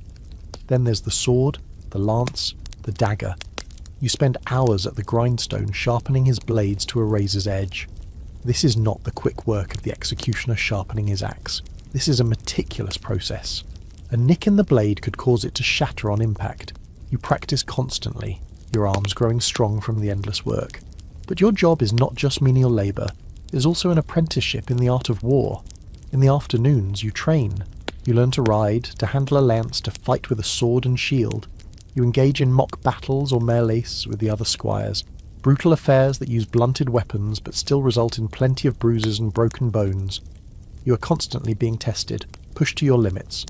Sir Robert watches your progress, shouting insults and instructions in equal measure. One of the most important parts of your training is learning how to arm your knight. This is a complex ritual, a well-rehearsed dance. It's a mainstream historical fact that a knight could not put on his own armour. It required at least one, and preferably two, squires. You start with the padded gambeson, then the mail chaucers for the legs, then the plate sabatons for the feet, the greaves for the shins, the polins for the knees, and so on, working your way up the body. Each piece must be strapped and buckled in the correct order. The final piece is the helmet. When you lower the great helm over his head, Sir Robert is transformed from a man into a living weapon, an anonymous figure of steel, and you are the one who made it happen. Your duties extend to the battlefield itself. If Sir Robert goes to war, you go with him. You do not fight in the main line of battle, but you are right behind it in the heart of the chaos. Your job is to stay close to your knight, carrying his spare lances and shields. If he breaks a lance, you must provide another. If he is unhorsed, you must rush to his aid, protecting him from foot soldiers who would swarm a downed knight and helping him to his feet. A near impossible task given. The weight of his armour. If he is wounded, you must drag him back from the fray. It is a job of immense danger, with none of the glory. A quirky tidbit about a squire's life revolves around the non-martial duties. You were also expected to learn the courtly arts. You had to learn how to carve meat properly at the high table, how to play chess, perhaps even how to compose poetry or play a lute. A knight was expected to be more than just a brute. He was supposed to be a cultured gentleman. You had to learn to be as adept at serving wine as you were at sharpening a sword. Historians still argue about the social mobility of squires. Was becoming a squire a guaranteed path to knighthood for a well-born boy, or was it a dead-end job for many? For the sons of nobles it was a clear stepping stone. But for a boy from a less privileged background who managed to become a squire, the path was much less certain. He might serve his entire life as a squire or become a man-at-arms, a professional soldier, without ever achieving the accolade, the ceremonial tap on the shoulder with a sword that made him a knight. You stand by at the jousting tournament, your heart pounding as Sir Robert charges his opponent. You watch him, your eyes scanning for any sign of trouble with his gear. His victory is your victory. His failure is your failure. You live and breathe his reputation. You endure his drunken moods, his rages, his moments of kindness. You are his servant, his student, and his keeper.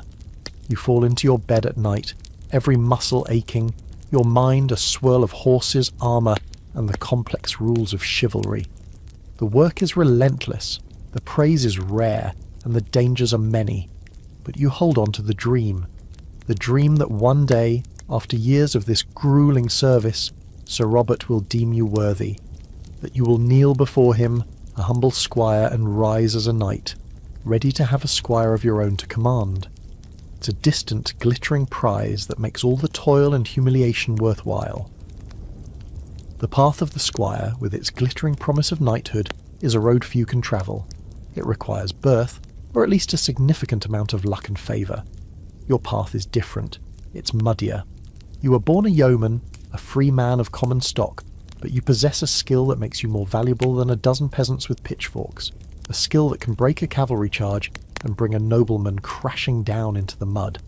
You are an archer, and your tool is the English longbow.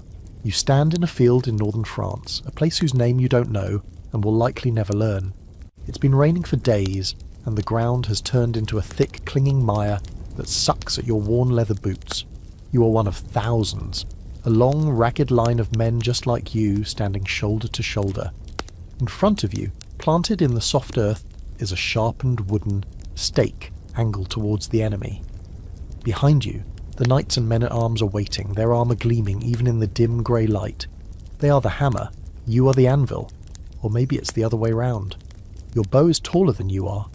It's a magnificent piece of yew wood, carefully shaped and tillered, its belly and back working in perfect harmony.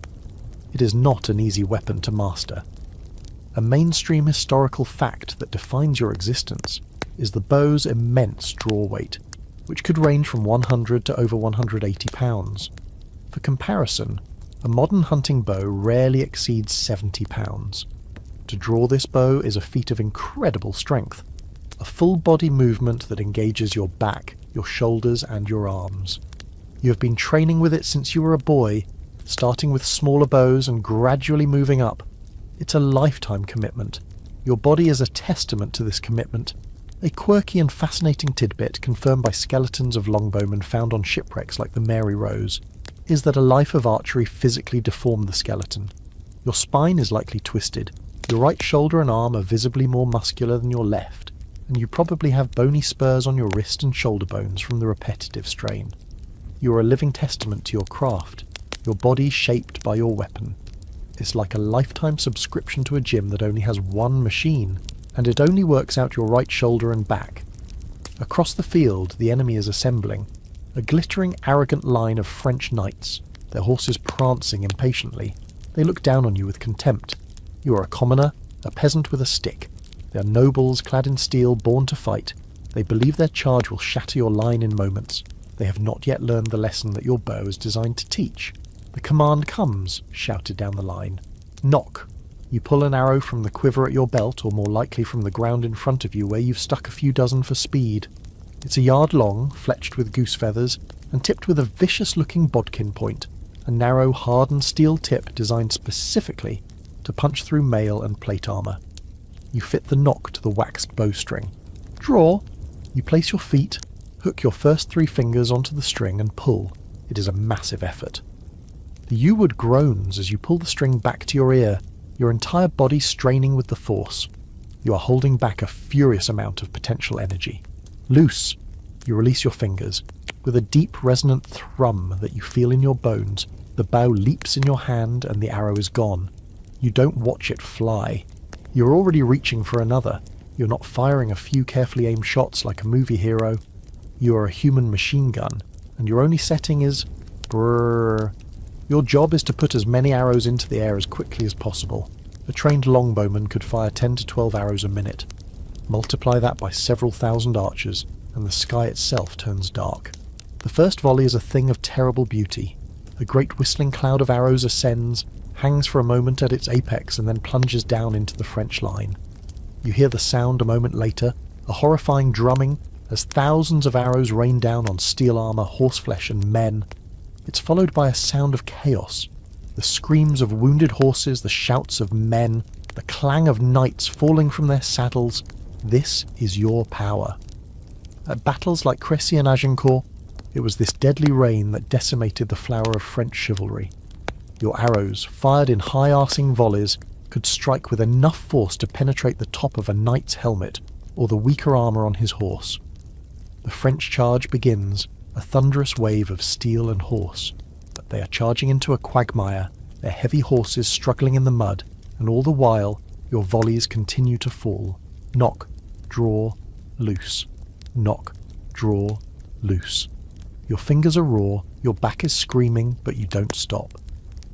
The air is filled with the constant hiss of your arrows, a sound that became known as the Song of the Bow. Historians still argue about whether the archer was a respected professional soldier or just a marginally more valuable form of peasant infantry. You were paid, and paid relatively well for a common soldier, several pence a day. But you were also utterly disposable. If the line broke, you had little armour and would be cut down in moments by the vengeful knights. You win the battle for the nobles, but they are the ones who will get rich from ransoming the highborn captives. You might get a few coins or the chance to loot a corpse if you're lucky. The charge falters, broken by the mud and the relentless storm of arrows. The field before you is a writhing, screaming mass of fallen men and horses. Now the English knights advance, moving in on foot to finish the job. Your part for the moment is over. You lean on your bow, your body trembling with exhaustion and adrenaline. Your shoulders burn, your fingers are numb and bleeding. You survived. You look out at the carnage you helped create, the proud knights laid low by you and your yew-stave. There is no glory for you, no songs will be sung of your deeds, but as you retrieve your remaining arrows and wipe the mud from your bow, there is a grim, quiet satisfaction. You, the common man, held the power of life and death in your hands today. And the whole world shook. The battlefield is a place of visceral, close-quarters chaos. You, the longbowman, have seen firsthand what a well-placed arrow can do, but now your role in warfare has shifted. You have moved from the frantic energy of the battle line to a position of calculated, almost scientific destruction. You're no longer firing an arrow a second. You're preparing to hurl a dead horse over a castle wall. You have become a trebuchet engineer. Your new workplace is the siege camp, a sprawling temporary city of tents, forges and nervous energy, all situated just outside the effective range of the castle's archers. The castle looms before you, a stone behemoth, its walls thick and defiant. Direct assault would be suicidal. Starving them out could take months, even years. Your job is to make them surrender. Your tool is the largest, most terrifying piece of artillery in the medieval world, the trebuchet. It is a monster of wood and iron, a testament to the brutal genius of siege warfare. You look up at the machine you and your team have spent weeks assembling. Its primary feature is a massive rotating arm, or beam, sometimes over 50 feet long, pivoting on a high axle. On one end of the arm is a sling for the projectile, on the other, a colossal counterweight box filled with tons of earth, stone and lead. This is not a catapult which uses tension. This is a gravity engine. It is pure, brutal physics. As the master engineer, you are part carpenter, part physicist, and part artist. You are one of the most highly skilled and highly paid individuals in the entire army, a freelance specialist hired for your rare and valuable knowledge. Your mind is filled with calculations the average soldier cannot comprehend. You understand leverage, trajectory, and the tensile strength of wood and rope. Your day begins with an inspection of the great machine. You check the axle for stress fractures. You examine the massive ropes of the sling. You supervise the team of labourers who are using a winch to slowly raise the long arm, lifting the incredibly heavy counterweight box into the air. The creaking and groaning of the timbers under strain is the sound of immense potential energy being stored. It's a tense, dangerous process. A snapped rope or a splintering beam could kill a man instantly. The army's commander, a grim-faced lord, comes to you with his request. He wants to demoralize the castle's defenders. He doesn't want to batter the walls just yet. He wants to send a message. Your ammunition for this task is not the neat, round stones you sometimes use. It's the carcass of a horse that died of disease yesterday. This is a well-documented and terrifying aspect of medieval siegecraft. A primitive form of biological warfare. You direct your team to haul the bloated carcass to the trebuchet. The stench is appalling, a gag-inducing miasma of decay. You load the heavy, unwieldy body into the sling, a disgusting and difficult task. Now comes the art of your profession. You need to calculate the shot. You eye the distance to the castle walls. You lick a finger and hold it up, judging the wind. You confer with your assistants, making small adjustments to the length of the sling and the position of the machine. Firing a trebuchet was not a simple point-and-shoot affair. It required immense skill and experience to achieve any degree of accuracy. Historians still argue about how precise these machines could truly be. While some accounts tell of engineers who could repeatedly hit the same spot on a wall, many shots likely went wild, making each successful hit a cause for celebration. A quirky but deadly tidbit of the trade was the practice of duelling trebuchets. If the besieged castle had its own siege engines, they would try to destroy yours before you could destroy them. This meant you were working under the constant threat of a multi-hundred-pound rock suddenly falling out of the sky and smashing you and your beautiful machine to splinters. Your position was a high-priority target. Everything is ready. The arm is cocked. The grotesque projectile is loaded. The camp falls silent as soldiers gather to watch. This is high drama. You shout the command to stand clear. Then, with a mallet, you strike the release pin. The result is instantaneous and apocalyptic.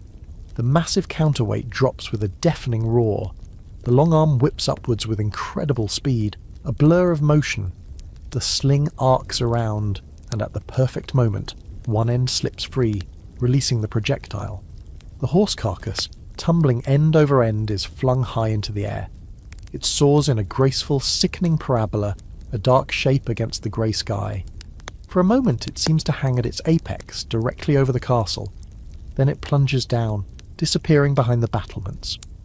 A moment later, a collective shout of horror is heard from within the castle. Your aim was true. You have just delivered a package of pestilence and terror directly into their courtyard. The psychological impact is as important as the physical. The defenders now have to deal with a rotting, disease-ridden carcass in the middle of their home. It's a message of utter contempt. Your work continues. The next shot might be a huge stone to batter the gatehouse, or it might be a bundle of burning straw and pitch to start fires within the walls. Sometimes You even launch the heads of captured messengers back over the walls. Your ammunition is limited only by the commander's imagination and cruelty. You're a long-distance dealer of death and misery. At night, you sit by the fire, sketching designs in the dirt, thinking about how to get a little more range, a little more accuracy. You are a respected master of your craft, but it is a grim one. You don't see the faces of your victims. Your work is impersonal, a matter of angles and weights. You are a harbinger of destruction, a man who can tear down in an hour what took masons years to build. And as the siege drags on, you know that the fate of everyone, both inside and outside the castle, rests on the creaking arm of your terrible machine. The calculated destruction of the trebuchet with its high-level physics and engineering feels a world away from your new reality. You have left the open air of the siege camp for a different kind of darkness, a subterranean world far more claustrophobic than any dungeon. You have traded the sky for a ceiling of solid rock. You have become a miner, descending deep into the earth to claw out the raw materials that fuel the medieval economy. Your world is one of perpetual twilight. You start your day by gathering at the mouth of the mine shaft, a dark, ominous hole in the ground. The air that breathes out of it is cool and smells of damp stone and something else, something acrid and metallic. You light the tallow candle fixed to the front of your leather cap or simply carry a small sputtering lamp. This meagre flame is your only sun for the next 12 hours. The descent is terrifying. There are no elevators, no safety cages. You climb down a series of rickety wooden ladders, one after another, into the blackness. The shaft is narrow, and you can feel the cold rock brushing against your back and shoulders. The only sounds are the dripping of water, the scuff of your boots on the rungs, and the nervous breathing of the men above and below you. You descend for hundreds of feet, far deeper than any castle dungeon, into the bowels of the earth. You finally reach the working level, a cramped network of tunnels branching off from the main shaft. The tunnels are not the tall, vaulted corridors you see in fantasy movies. They are tiny, often no more than 3 or 4 feet high. You cannot stand up. You spend your entire workday crouched, kneeling, or lying on your side. This is your office. Your job is to dig. You're searching for a vein of tin or coal or iron ore. Your primary tool is a pickaxe, along with wedges and a shovel.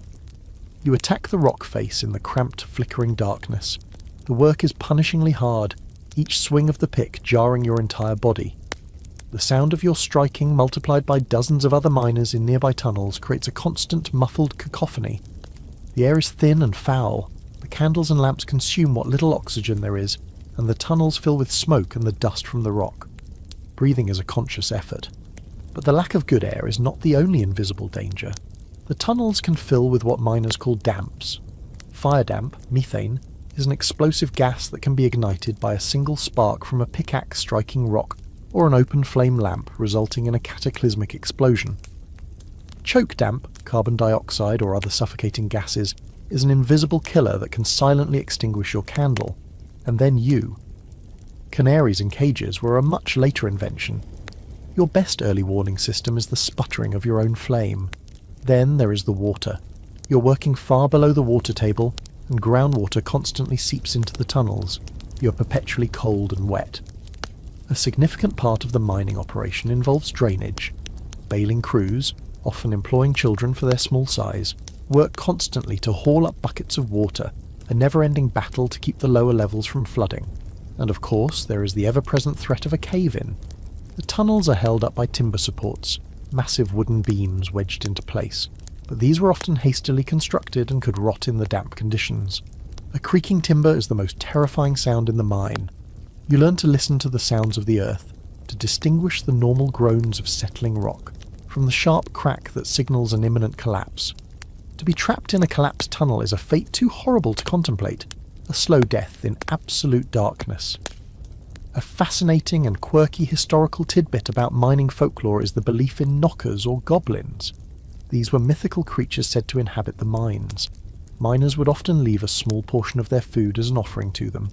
The sound of the knockers, often just the natural creaking of the rock, could be interpreted as either a warning of an impending collapse or a sign that they were leading you towards a rich vein of ore. This folklore was a way of coping with the immense, unpredictable dangers of the underground world. The fruits of your labour, the ore or coal, are loaded into baskets or small carts and hauled back to the main shaft to be lifted to the surface. It is back-breaking work made harder by the cramped conditions. You're not just a digger, you're a human mule.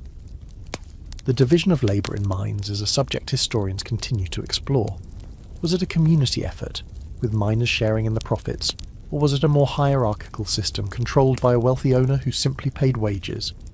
In many cases, like the tin mines of Cornwall, a system of tributors was used. Miners would work a specific section and pay a percentage of their findings to the lord or owner, keeping the rest. This incentivised finding rich veins, but also meant your income was dangerously unpredictable. After a gruelling shift that feels like an eternity, the call comes to ascend. You make the long, slow climb back up the ladders, your muscles screaming in protest. As you near the top, you see it. A circle of daylight, so brilliant it hurts your eyes. You emerge from the darkness, blinking into the late afternoon sun, a creature returning from another world. You're caked in mud and rock dust, your face pale from the lack of sunlight. You receive your pay, or your share of the day's findings. It's enough to live on, a dangerous but honest wage. You look back at the dark mouth of the mine. You have survived another day. You have faced the darkness, the bad air, the threat of collapse, and you have won. But you know that tomorrow you must descend again. You're a man who makes his living by burrowing into the earth, risking everything for the valuable rock that lies hidden in the suffocating blackness deep below. The deep, dark claustrophobia of the mine is a terror you're keen to leave behind. You crave the open air, a wide sky, and a job that doesn't involve the constant threat of being buried alive. You find work in a coastal town or near an inland brine spring, in an industry that produces one of the most vital commodities of the medieval world. It's a substance so valuable it was sometimes used as currency, the origin of the word salary. You have become a salt worker, and you're about to learn that some poisons don't come from underground gases, but from the very air you breathe. Your new workplace is a sprawling operation of sheds, furnaces, and enormous shallow pans. It's called a saltern. The air is thick with steam and smoke, and a salty crust coats every surface, making the ground crunch under your feet. The process is simple in theory, but brutal in practice. You're going to make salt by evaporating water. If you're on the coast, your day begins at high tide. You and your fellow workers open sluice gates to flood large, shallow ponds, or salt marshes, with seawater. You then close the gates, trapping the water. The sun does the first part of the work, slowly evaporating some of the water over days or weeks, creating a more concentrated brine. This part of the job is tidal and seasonal, a constant dance with the ocean. But the real work, the part that grinds you down, happens in the boiling houses. The concentrated brine, or the naturally occurring brine from an inland spring, is transported to your station. Your world is now dominated by a massive rectangular iron or lead pan, perhaps 20 feet long and 10 feet wide, resting over a long furnace. Your job is to keep that furnace fed and to manage the boiling brine. You're a human bellows. All day long you haul fuel to the furnace. If you're lucky, it's firewood. More likely it's coal, the same stuff your mining brethren were risking their lives to dig up. The heat is immense, a physical presence that blasts you in the face every time you open the furnace door. The air shimmers, and sweat pours from your body, soaking your tunic almost instantly. Dehydration is a constant danger. The brine in the pan above the fire comes to a furious rolling boil. A thick, salty steam fills the shed, so dense it's like a fog. This steam is not just water. It carries fine salt particles and far more dangerously toxins from the fuel you're burning. If you're using coal, the smoke is thick with sulfur and other noxious chemicals. You breathe this corrosive, chemical-laden steam all day long. It rasps in your throat and burns your lungs. Your job is to tend the boiling liquid. As the water evaporates, impurities and sand sink to the bottom. You use a long-handled rake, or scratcher, to scrape these impurities out, a process called raking the pan. It's hot, heavy work, leaning over the roiling, superheated liquid. A splash of boiling brine can cause a horrific burn. As the brine becomes more and more saturated, the salt begins to crystallize on the surface. You use a skimmer, a shallow tool like a perforated shovel, to carefully lift the delicate salt crystals from the pan. This is a skilled part of the job. The size and quality of the salt crystals depend on the temperature of the boil and the skill of the salt maker. You work in a blur of motion, stoke the fire, Rake the pan, skim the salt, repeat. The salt you harvest is piled up to drain, forming small white mountains. It is then dried further in a separate heated room before being packed into barrels for transport. This final product is white gold. It is the only reliable food preservative of the age. It is used to cure meat and fish, allowing communities to survive the winter and armies to campaign far from home. A mainstream historical fact is that control over salt production and salt trade routes was a major source of wealth and political power for lords and entire regions. Salt taxes were a reliable and often hated source of government income. But you, the worker at the source, see little of that wealth. You earn a wage, but you pay for it with your health. The constant exposure to the heat, the steam, and the chemical fumes takes a terrible toll. Salt workers were known to suffer from a host of respiratory ailments. The corrosive steam damaged their lungs, leading to chronic coughs and what was likely a high rate of industrial lung disease. A quirky and rather miserable tidbit about the job is the effect on your body. The salt-saturated air chapped your skin, making it raw and sore. It got into every cut and scrape, causing a constant agonizing stinging. Your clothes, your hair, your very skin became impregnated with salt. You were perpetually pickled. Even your sense of taste was likely altered, with everything tasting faintly of your work. Historians still debate the specific health impacts and life expectancy of salt workers compared to other labourers. While not as immediately perilous as being a mason on a high scaffold, the long-term cumulative damage was just as deadly. It was a slow-motion version of the quarryman's dust-filled lungs. You weren't risking a sudden, violent end, but a slow, painful one. At the end of your long shift, you stumble out of the boiling house, your ears ringing, your throat raw, your skin burning. The cool evening air is a shocking relief. You're caked in a mixture of salt, sweat, and coal dust. You try to drink enough water to rehydrate, but you feel perpetually thirsty. You look at the barrels of clean white salt ready for market. It's a product that sustains life, that enables exploration and commerce. But the process of creating it is a process of destruction, destroying fuel, boiling away water, and slowly, inexorably, destroying the bodies of the men who make it. You have escaped the darkness of the mine, but you have found a different kind of hell, one made of fire, steam, and the corrosive dust of the very substance the world can't live without. The relentless heat of the Sultan and the constant assault on your lungs have driven you to seek a quieter, more scholarly pursuit.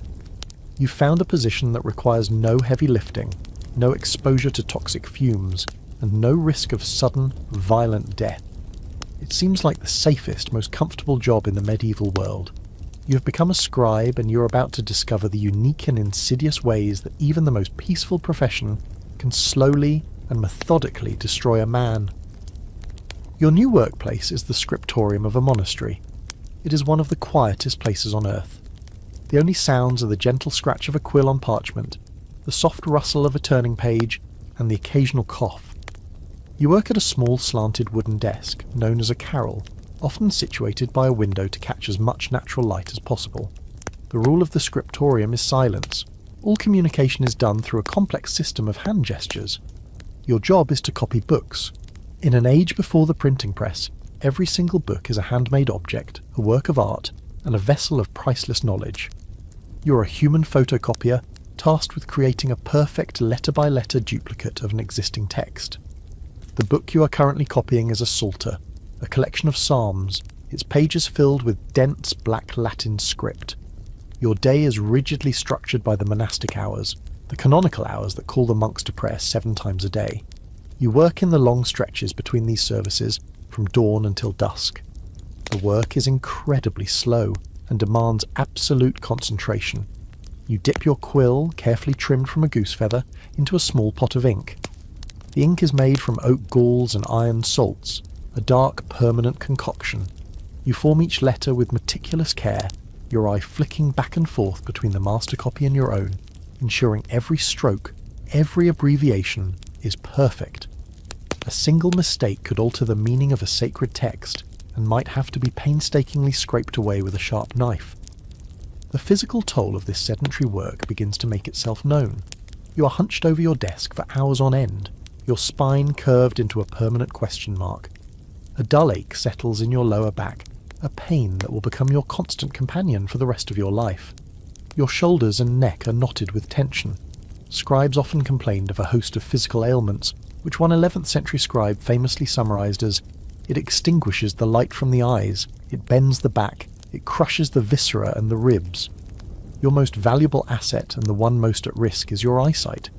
You work by the natural light of the window, which is often dim and grey.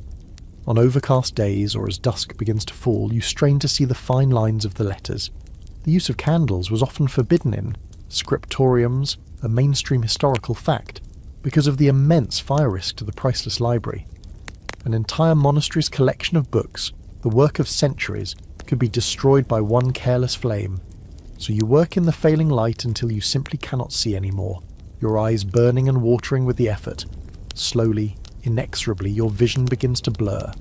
The sharp, crisp letters of your youth become a fuzzy, indistinct haze. Many scribes ended their lives in near blindness, their most vital tool worn out by their craft. A quirky tidbit of the scribe's life can be found in the margins of the manuscripts they copied. In these spaces, far from the sacred text, scribes would often leave personal notes, complaints, and little drawings called marginalia. They would complain about the cold, the bad light, the poor quality of the parchment, or the tedium of the work. One famous inscription reads, "As the harbour is welcome to the sailor, so is the final line to the scribe." These little notes are a poignant, humanizing glimpse into the daily grind of their profession, a silent rebellion against the solemnity of their task. You too find yourself doodling a small grimacing face in the margin, a secret commentary on your aching back. The work is not just physically demanding, it's mentally exhausting. The sheer monotony of copying day after day, year after year, is a challenge in itself. To keep your mind from wandering, to maintain focus on the repetitive task, requires immense discipline. You're not necessarily reading for comprehension, you're focused on the shape and order of the letters. It's a strange, meditative state, but one that can be draining. Historians still debate the literacy rates and the role of lay scribes versus monastic ones. While monasteries were the great centres of book production for much of the Middle Ages, by the later period commercial scriptoriums were popping up in cities, employing professional lay scribes to copy legal documents, university texts, and popular romances. The job was slowly moving from a purely sacred calling to a secular trade. You finish a page. The Latin text is perfect, a neat block of black against the creamy white of the vellum. It is beautiful. You have created something that will likely outlive you by centuries. There is a profound sense of purpose in that, a connection to the past and the future. You are preserving knowledge, keeping the flame of learning alive in a dark world. Your work is the bedrock of civilization. But as you stand up to stretch, your back groans in protest. You rub your tired, burning eyes. You look at your fingers, permanently stained with ink. You have traded the sudden dangers of the physical world for a slow, quiet decay. The miner's lungs turned to stone. The salt workers were corroded by steam, and your body is being bent and blinded by the noble, silent, and surprisingly brutal act of writing. You have found what seems like the safest job in the world, only to realize that it has its own unique and inescapable price. The quiet, scholarly life of the scribe, with its creeping physical decay, has proven to be a prison of its own. You long for a job that's straightforward, physical, and honest, a task with a clear beginning and a satisfyingly clean end. You find work down by the river, a place of constant activity, laughter, and hard-won camaraderie. You have become a laundress, or a lavender, as you're known, and you're about to plunge your hands into the literal filth of the entire community. Your workplace is the riverbank, or a designated public washing area with stone basins fed by a stream. This is not a solitary job. You work alongside a dozen other women, a boisterous, gossiping, and fiercely territorial community. The riverbank is their office, their social club, and their battlefield. The air is filled with the slap of wet cloth against stone, the rhythmic thud of wooden paddles, and the high-spirited chatter of your colleagues. Your day begins with a collection round. You trudge through the town with a large basket or a small cart, gathering dirty laundry from your clients, wealthy households, inns, and perhaps even the local monastery. The bundles are heavy and they stink. They are a cross-section of medieval life, sweat-soaked tunics, wine-stained tablecloths, bed linens bearing the evidence of sickness and romance, and the mud-caked clothes of travellers. You handle it all without flinching. Back at the river, the real work begins. You don't have scented detergents or washing machines. Your primary cleaning agents are river water, your own brute strength, and a powerfully caustic substance, lye. Lye is a strong alkali, typically made by leaching water through wood ash. It is an incredibly effective degreaser and stain remover, but it is also brutally harsh on human skin. This is the central, painful fact of your profession. You dump a pile of laundry into a large wooden tub, you add water and a measure of lye, creating a slick, soapy solution. Then you begin to stomp. Just like the Fuller you remember from another lifetime, you use your feet to agitate the clothes, pounding the dirt out of the heavy fabrics. The lye solution stings your feet and legs, and you pray you don't have any cuts or scrapes. For the more delicate or heavily stained items, you get down on your knees at the river's edge. You scrub the fabric against a rough washboard or simply a flat stone. Your knuckles are raw, your back aches from bending over, and your hands are constantly submerged in the cold, river water and the corrosive lye mixture. Your hands are the tools of your trade, and the trade is destroying them. The skin is red, chapped, and cracked. In the winter, the pain is almost unbearable, your wet hands aching and splitting in the freezing air. The most stubborn stains require another tool, a wooden paddle called a beetle. You lay the wet cloth on a flat stone and beat it rhythmically with the heavy paddle. Thwack, thwack, thwack. The sound echoes across the water. It's a full-body workout, and your arms and shoulders burn with the effort. You are literally beating the filth out of the fabric. A quirky and somewhat unsavoury tidbit of the laundry trade is that, just like the fullers, you sometimes use stale urine as a bleaching and stain-removing agent. The ammonia in the urine was particularly effective on white linens. So in addition to the lye, you might find yourself working with another of society's most unpleasant recycled products. Your job is a constant hands-on engagement with chemistry, even if you don't know the names for the reactions you're causing. After the washing and beating, you rinse the clothes in the flowing river water, a seemingly endless process of dipping and wringing the heavy waterlogged fabrics. Wringing is another feat of strength, twisting the cloth with all your might to expel as much water as possible. Your wrists and forearms develop a wiry strength. Historians still debate the social organisation and economic status of laundresses. They were often independent entrepreneurs, working for a fee, but their trade was at the very bottom of the social and economic ladder. It was hard, wet, and smelly work, performed almost exclusively by women, often widows or those without other means of support. Despite providing an essential service, cleanliness and hygiene, they were often looked down upon as coarse and disreputable. The riverbank washing place was seen by some as a hotbed of gossip and loose morals. Finally, the clean laundry has to be dried. You haul the heavy, damp bundles to a nearby meadow or common green and spread them out on the grass or drape them over bushes. You have to stand guard over it, protecting it from dirt, birds, and most importantly, thieves. A clean tunic was a valuable commodity. At the end of a long day, you gather the now dry, sun-bleached laundry. It smells of sunshine and clean linen, a scent that is deeply satisfying. You fold it neatly and deliver it back to your clients, collecting your hard-earned payment. Your body is screaming with fatigue. Your back is a knot of pain, and your hands are a raw, tender mess. You look at your own hands, the skin permanently damaged by the lye and the cold water, and you see the price of cleanliness. You've handled the literal dirty laundry of your entire town, transforming foul, stained cloth into something fresh and clean, through sheer force of will and a lot of pain. It's an honest, essential trade, but one that strips the skin from your hands and breaks your back, all for a few pence, and the simple, profound satisfaction of a clean shirt. The harsh, physical labour of the laundress has left your hands raw and your back aching. You seek a position within the sheltered walls of a noble household, a role that promises comfort, good food, and a life far removed from the grime of the common folk. You find such a position, one of the most intimate and trusted roles a woman could hold. You have become a wet nurse, and you're about to learn that the deepest sacrifices are not always of blood or sweat, but of your own flesh and blood. You live in the castle or manor house, a world of relative luxury. You wear fine linen, you eat from the Lord's kitchen, and you sleep in a warm bed. Your charge is the newborn son of the lady of the house. He is a precious, fragile creature, the heir to the family's name and fortune. Your one and only job is to be his mother. The lady of the house, though she has just given birth, does not breastfeed her own child. This is a common practice among the nobility, a mainstream historical fact driven by a mix of social and practical concerns. Breastfeeding was seen as a base, animalistic activity, unbefitting a high-born lady. More practically, it was known to act as a form of natural contraception, and the primary duty of a noble wife was to produce as many heirs as possible, as quickly as possible. So, the task of nursing the baby falls to you. You were chosen for this role with great care.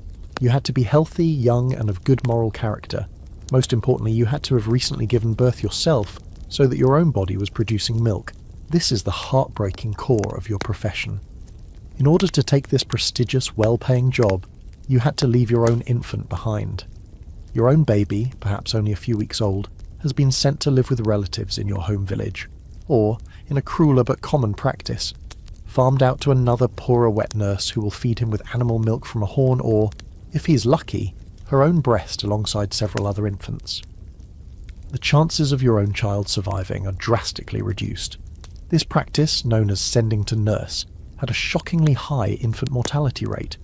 You have traded your own child's health and future for the health and future of a nobleman's son. It is a silent, agonizing sacrifice that you carry in your heart every single day. Your life is now completely dedicated to the noble infant. You sleep in the nursery with him, your ear attuned to his every cry. You're the first person he sees when he wakes, the last voice he hears before he sleeps. You hold him, you rock him, you sing to him, and most importantly, you feed him. When he is hungry, you offer him your breast. He is a healthy, strong baby, and he latches on eagerly. As you nurse this child of another woman, your mind is filled with thoughts of your own baby. Is he hungry? Is he warm? Is he even still alive? The lady of the house visits the nursery occasionally, cooing over her son, admiring how healthy and plump he is becoming. She compliments you on your excellent milk. She sees you as a healthy vessel, a source of nourishment. She does not and cannot comprehend the emotional turmoil that lies beneath your placid, professional exterior. A quirky and medically fascinating tidbit of this profession revolves around the intense scrutiny of the wet nurse's diet and behaviour. It was believed that a nurse's qualities, both physical and moral, could be transmitted through her milk. This is a form of what is called humoral medicine. You're given a specific diet, rich in foods believed to produce good quality milk like bread, beef, and certain types of ale. You're forbidden from eating spicy or melancholic foods. You're also instructed to remain cheerful and avoid anger or sadness, as these negative emotions were thought to sour the milk and harm the child. Imagine the immense pressure of having to appear happy and serene while your own heart is breaking for your absent child. Historians still debate the emotional bond between the nurse and her charge. In many cases, a deep and lasting affection developed. You are this child's primary caregiver, the source of all his comfort and sustenance. He loves you as a mother, and you, despite your sorrow, grow to love him too. This could create complex and sometimes tense relationships later in life.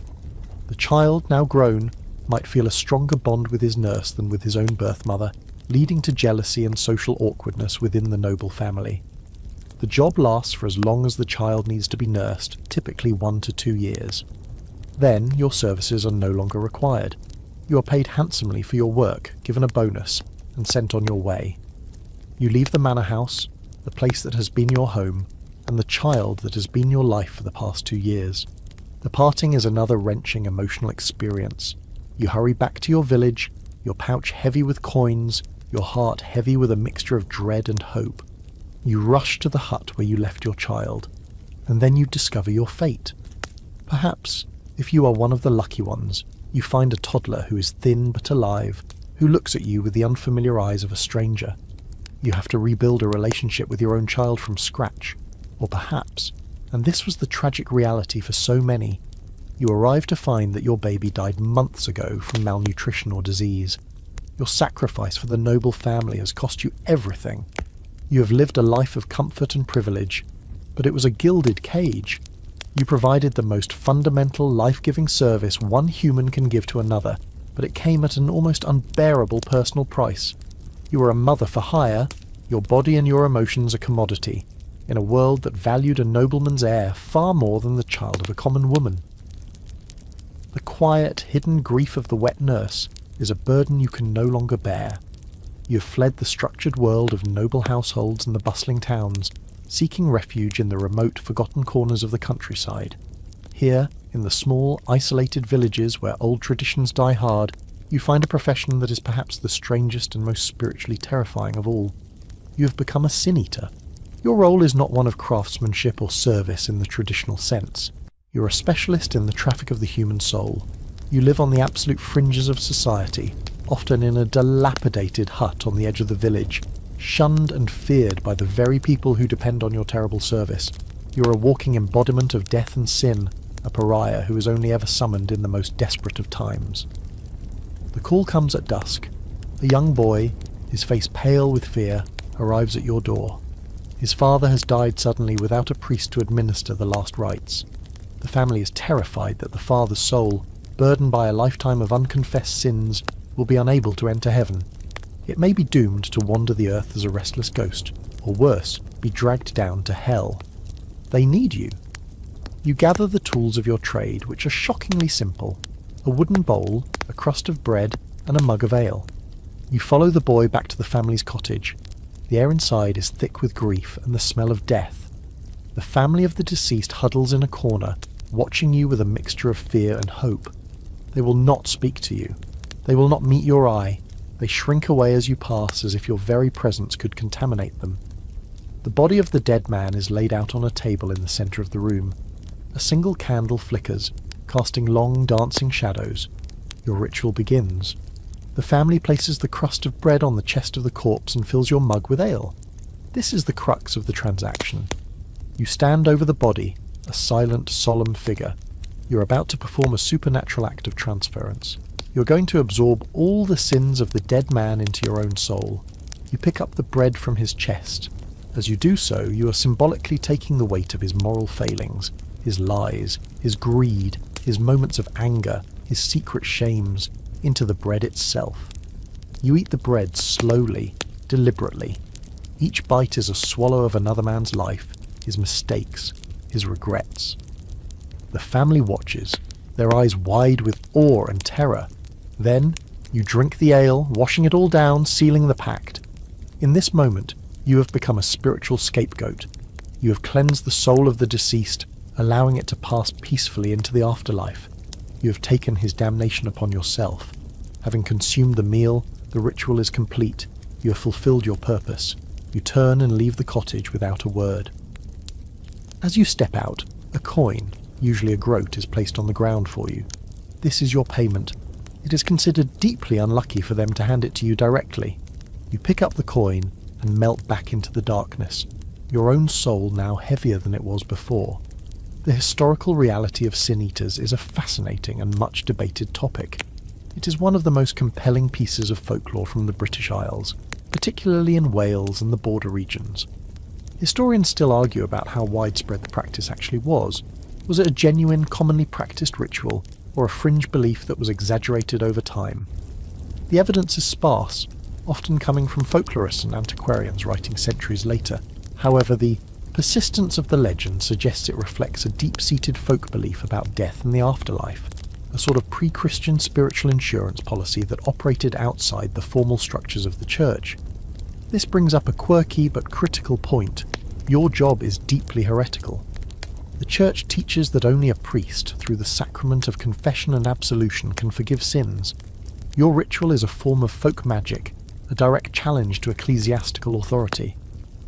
If a priest were to find out about your activities, you could be accused of witchcraft or heresy, landing you in the very torture chamber you once worked in. You operate in the shadows, a necessary evil for the community, but a blasphemer in the eyes of God and his official representatives. You live a life of profound loneliness. You have no friends, no family. Children run from you in the street. You are the village's spiritual septic tank, a vessel for everyone else's filth. The weight of the sins you've consumed is a psychological burden that is hard to comprehend. Do you actually believe you are carrying the sins of hundreds of dead men and women? Or do you see yourself as simply performing a comforting ritual for grieving families? The answer is likely lost somewhere in the murky space between faith and survival. You return to your lonely hut, the coin you earned feeling cold in your hand. It is enough to buy you food for a few days. You sit in the darkness, the silence of your home a stark contrast to the emotional turmoil you've just witnessed and absorbed. You have brought peace to a family and, they believe, to a departed soul. But in doing so, you have further cemented your own damnation, both in the eyes of the church and in the minds of your neighbours. You are a living ghost, a pariah who dines on death, forever trapped in a cycle of saving others by condemning yourself. The crushing spiritual solitude of the sin-eater, living on the edge of a society that both needs and reviles you, has become too much to bear. You crave a return to the centre of power, to a place of warmth, light, and laughter. You manage to find a role in the very heart of a great lord's hall, a position that requires a quick wit instead of a strong back, and a sharp tongue instead of a sharp blade. You have become the court jester. At first glance, this seemed like the best job yet. You wear a colourful, mismatched uniform, the traditional motley, complete with a floppy hat adorned with ringing bells. You carry a marotte, a mock sceptre with a carved head on it, which serves as your prop and alter ego. Your job is to entertain. You are the one bright spark of irreverence in a world choked by rigid etiquette and hierarchy. You perform during the long, boisterous dinners in the great hall. You juggle, you tumble, you play music, and you tell stories. But your most important skill, and your most dangerous one, is your wit. You're the only person in the entire court who is allowed to speak truth to power. This is the core of your function. You can mock the Lord, tease the visiting dignitaries, and make jokes about the latest political failures. In a world where an unguarded word could lead to imprisonment or execution, you're given a unique, almost sacred, license to be impertinent.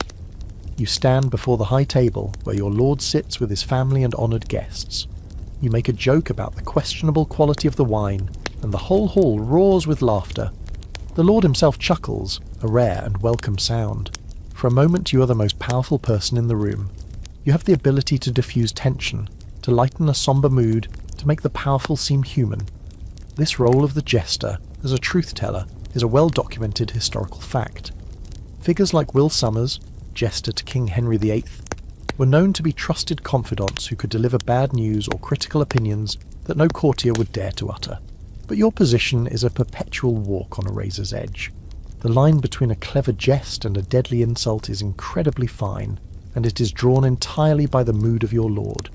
A joke that was hilarious yesterday might be treasonous today. You must be a master psychologist, constantly reading the room, sensing the shifting tides of temper and ego. Your survival depends on your ability to know exactly how far you can push the boundaries.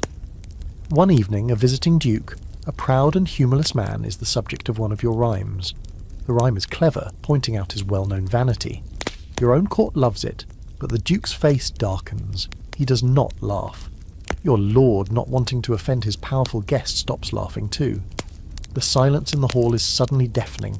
Your bells, which seemed so cheerful a moment ago, now jingle with a mocking, terrifying sound.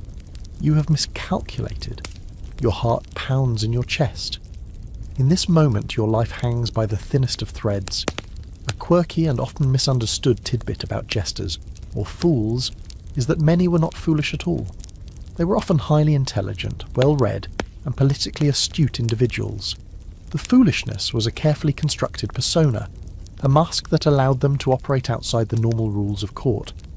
Some jesters were also physically disabled or had conditions like dwarfism, which placed them in a unique social category, set apart, and therefore paradoxically allowed a certain freedom.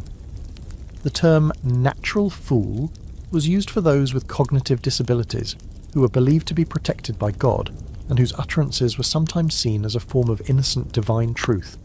You, however, are an artificial fool, and your wit is entirely your own. You quickly try to recover, turning the joke on yourself with a display of exaggerated cowardice, begging the Duke's forgiveness in a high-pitched comical voice. It's a gamble. A moment of tense silence, and then your lord, perhaps deciding it's better to laugh than to start a diplomatic incident, lets out a booming chuckle.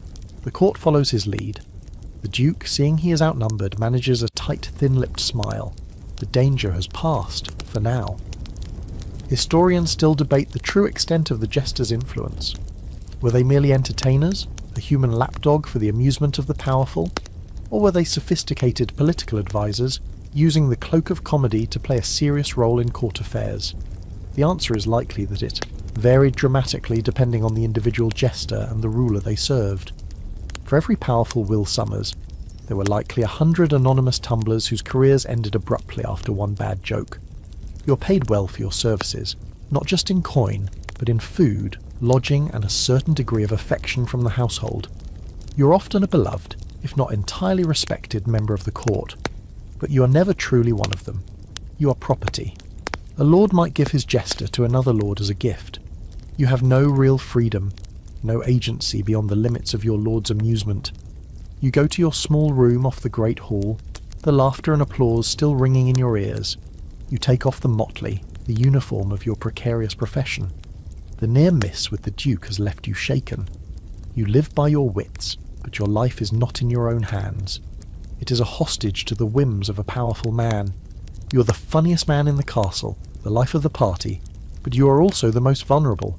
Every laugh you earn is a temporary reprieve, a stay of execution, until your next performance on the high wire of courtly humour. The constant nerve-shredding stress of the jester's life, where one bad joke could be your last, has worn you down. You've abandoned the false cheer of the great hall for a profession that is brutally, grimly honest. You've returned to the world of warfare, but you're not a soldier. You're not a knight, an archer, or an engineer. You follow the armies, but you arrive after the fighting is done. You're a battlefield scavenger, a picker of the dead. Your kind has many names, none of them flattering. You might be called a ghoul, a camp follower, or a carrion crow in human form. You exist in the grim aftermath of glory, your work beginning when the trumpets have faded and the last shouts of victory have died away. The battle is over. The field, which just hours ago was a stage for chivalric charges and desperate last stands, is now a silent, sprawling butcher's yard. The ground is littered with the dead and the dying, a grotesque tableau of men and horses twisted into unnatural shapes. The air is thick with the coppery smell of blood and the moans of the wounded. This is your harvest field. You move across the landscape of carnage, your eyes scanning the ground. You're not looking for survivors to help. You're looking for anything of value. Your tools are simple: a sturdy sack, a sharp knife, and a profound lack of sentimentality. You come across the body of a knight, his magnificent armour, which you remember another version of yourself polishing so diligently, is dented and muddy. He is your greatest prize. A full suit of plate armour is worth a fortune, more than you could earn in a decade of honest labour. But you cannot simply take it.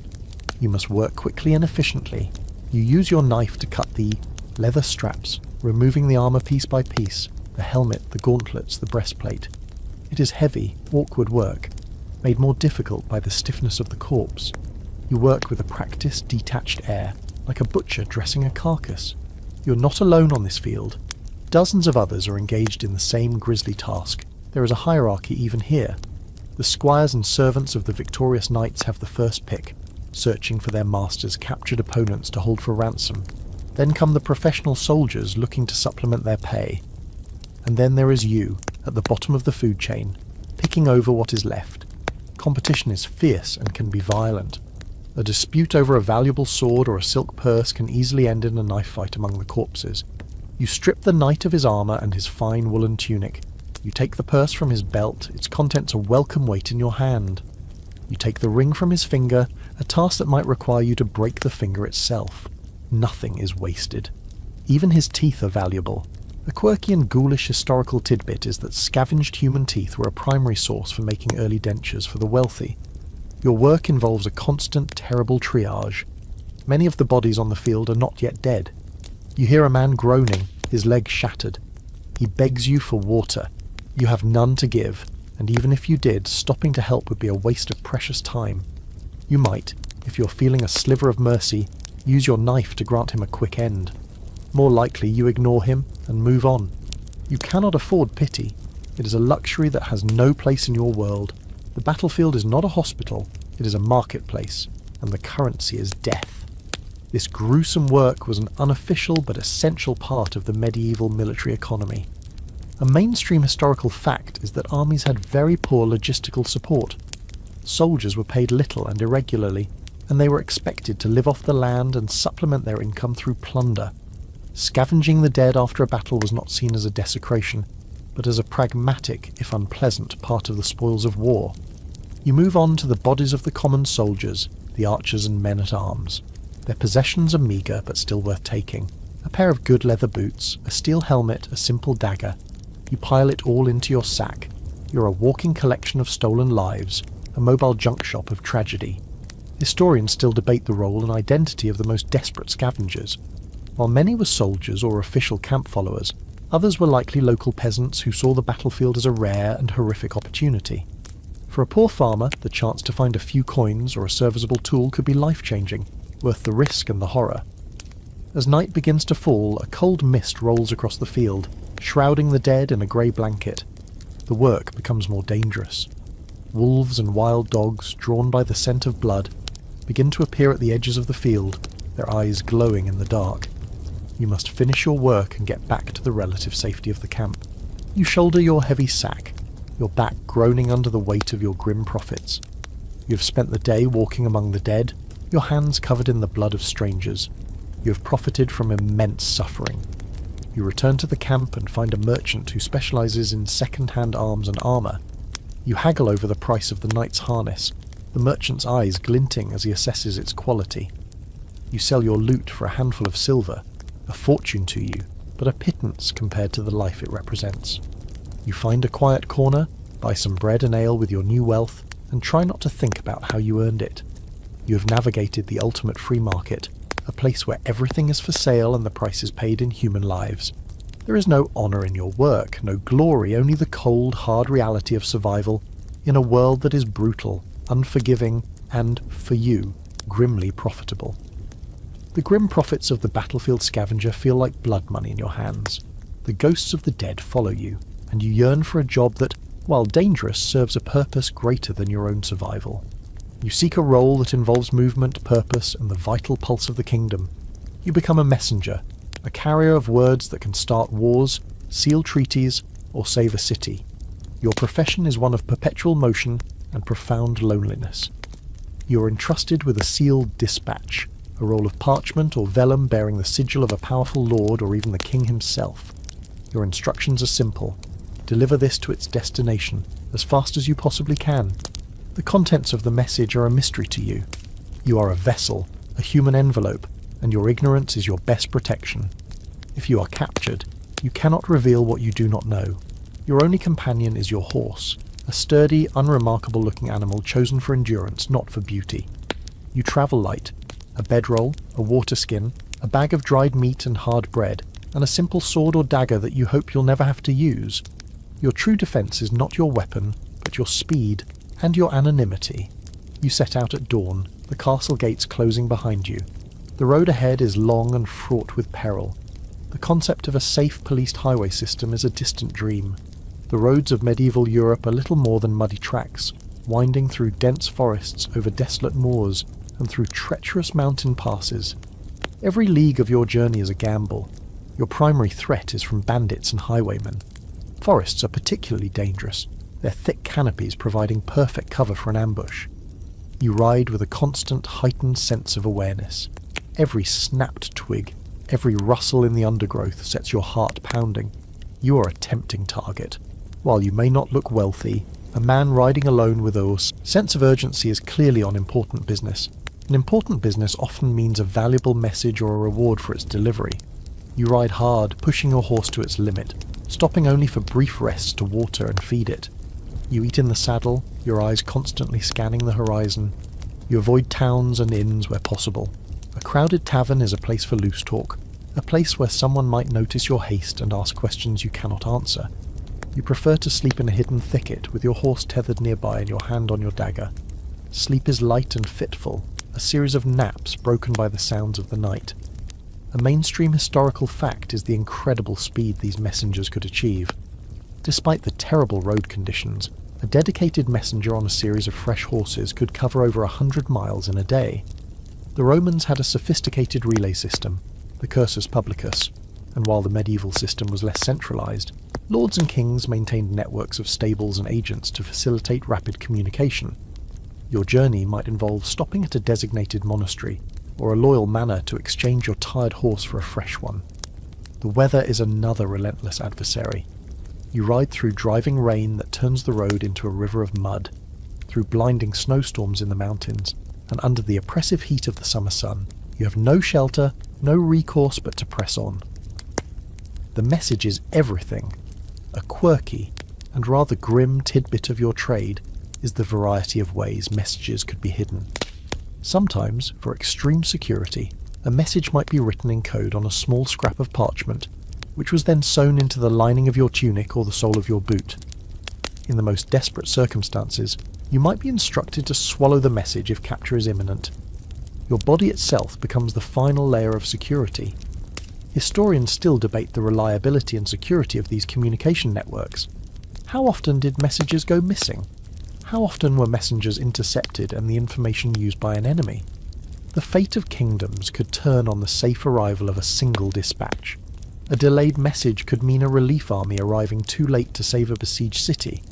An intercepted message could reveal a king's entire battle plan. The stakes of your lonely ride are immeasurably high. After days of relentless travel, you spot the towers of your destination in the distance. A surge of relief and adrenaline washes over you.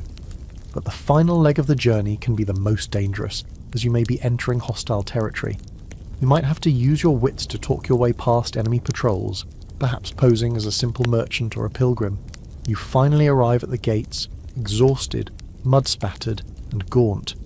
You present your credentials to the guards, and you are rushed into the presence of the Lord. You hand over the sealed dispatch, your mission complete. You have no idea what news you've brought.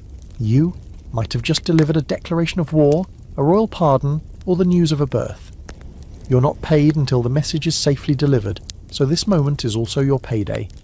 You're given a hot meal, a fresh horse, and often another sealed dispatch to take back. There is little rest for you.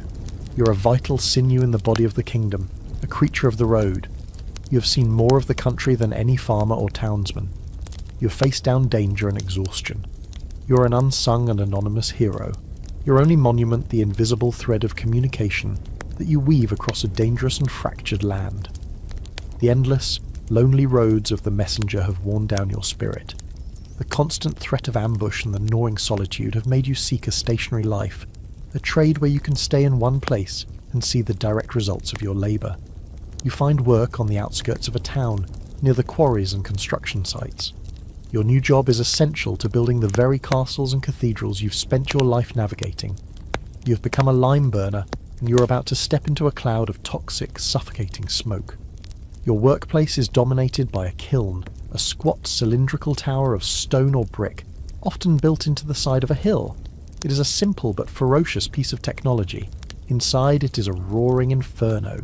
Your job is to feed this beast and transform common limestone or chalk into quicklime, a key ingredient in mortar, plaster and fertilizer. The day begins with loading the kiln. You and your fellow workers haul baskets of limestone, the same rock the quarryman risked his life to extract, and dump it into the top of the kiln. You layer it carefully with fuel, wood or more often cheap dirty coal. This is heavy physical labour, performed under a sky that is perpetually hazy with smoke. Once the kiln is loaded, you light the fire at the bottom. The process of burning the lime has begun. This is not a quick or simple burn. The kiln must be kept at an extremely high temperature, around 900 degrees Celsius, or 1650 degrees Fahrenheit, for several days continuously. Your entire life now revolves around the relentless hunger of the fire. You work in long shifts, often around the clock. Your primary task is to stoke the furnace, constantly adding more fuel to maintain the intense, even heat. The heat radiating from the kiln is scorching, even from a distance. You're perpetually sweating, your face flushed, your clothes smelling of smoke and sulphur. But the heat is the least of your worries. The real danger is the smoke. As the limestone cooks, it undergoes a chemical reaction, releasing vast clouds of carbon dioxide. This gas is odourless, colourless, and deadly in high concentrations. More visibly, the coal you're using as fuel belches out thick, black, choking smoke, full of sulphur dioxide and other toxins. You live and breathe in this poisonous plume. The air you inhale is a corrosive cocktail that scours your lungs. A mainstream historical fact is that lime mortar was the concrete of the medieval world. Without the quicklime you produce the great cathedrals, the stone castles, the bridges, none of them could have been built. The stone shaped by the mason would be just a pile of rocks without the mortar you provide to bind them together. You are a crucial, if overlooked, part of the construction process. After several days, the burn is complete. The limestone has been transformed into the lumpy, crumbly substance known as quicklime, calcium oxide. The kiln is allowed to cool slightly, and then the most dangerous part of your job begins, raking out the lime. You open a hatch at the bottom of the kiln and use long iron rakes to pull out the glowing, intensely hot quicklime. The air is filled with a fine, white, caustic dust that is incredibly dangerous. This quicklime dust is a chemical menace. If it gets on your skin, it can cause severe burns, especially if your skin is damp with sweat. If you inhale it, it reacts with the moisture in your lungs to create a caustic substance that burns your respiratory tract from the inside out. If it gets in your eyes, it can cause permanent blindness. You wrap a cloth around your face, a primitive and largely ineffective mask, and pray the wind is blowing in the right direction. A quirky and terrifying tidbit about quicklime is its use as a weapon. In naval warfare, ships would sometimes hurl pots of powdered quicklime onto the enemy's deck. The cloud of caustic dust would blind and choke the opposing crew, creating chaos and confusion. The substance you are creating for construction is also a potent agent of chemical warfare. Historians still debate the life expectancy and health conditions of lime burners, but it's universally agreed that it was one of the most hazardous industrial occupations. The chronic inhalation of toxic fumes and caustic dust led to a host of fatal lung diseases, likely including silicosis, chemical pneumonitis, and cancers. Like the quarryman and the salt worker, you're sacrificing your body for your trade, a slow and agonizing process of internal decay. Once the quicklime is raked out and cooled, it must be slaked to turn it into the paste used for mortar. This involves carefully adding water. The reaction is violent and exothermic. The lime hisses, steams and boils, releasing enormous amounts of heat. It is a dramatic and dangerous transformation, and a miscalculation can lead to steam explosions or severe burns. You stand back from the hissing pits, your body aching, your lungs burning, your eyes watering from the smoke.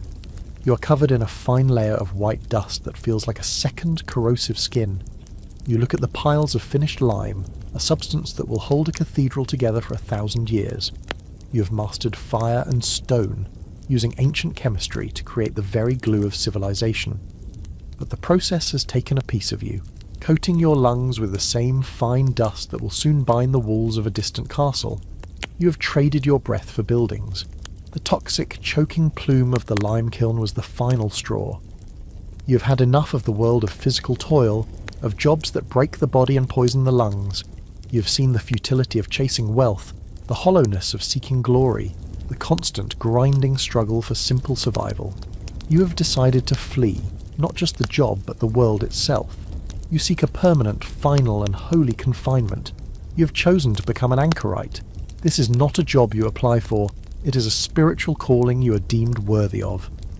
After years of demonstrating your piety and devotion, the bishop has granted your request. Your new workplace is a small stone cell, a room perhaps no bigger than 12 feet by 12 feet, built directly against the wall of the local church. It will be your home, your workplace and your tomb. The day of your enclosure is a public and solemn affair. The entire village gathers to watch.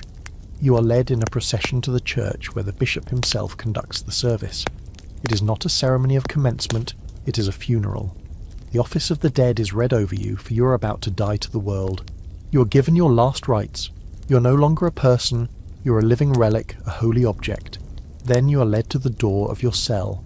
You step inside, leaving the sun, the wind, and the faces of other people behind forever. The door is shut, and then you hear it. The scrape of the trowel, the clink of the hammer. Masons are walling you in, stone by stone. The last sliver of light from the doorway vanishes. The sound of the outside world becomes muffled, distant. You are now officially enclosed. The finality of the act is absolute. This is a job you can never quit. Your new world is stark and small. The furnishings are a simple straw pallet for a bed, a rough woolen blanket and a crucifix on the wall. There are 3 small openings. One is a narrow slit called a squint, angled through the church wall to give you a direct view of the high altar. Through this, you can observe the Mass, your only connection to the formal liturgy. Another window, covered by a curtain, opens to the outside world. This is where a servant will pass you your meagre daily meal, usually bread, water, and a few vegetables, and where devout villagers will come to seek your spiritual counsel. A third, smaller opening in the floor serves for the disposal of waste. The brutality of this life is not in its action, but in its stillness. All the previous jobs that have broken your body are gone. Here, your body will slowly waste away from sheer lack of use. Your muscles will atrophy.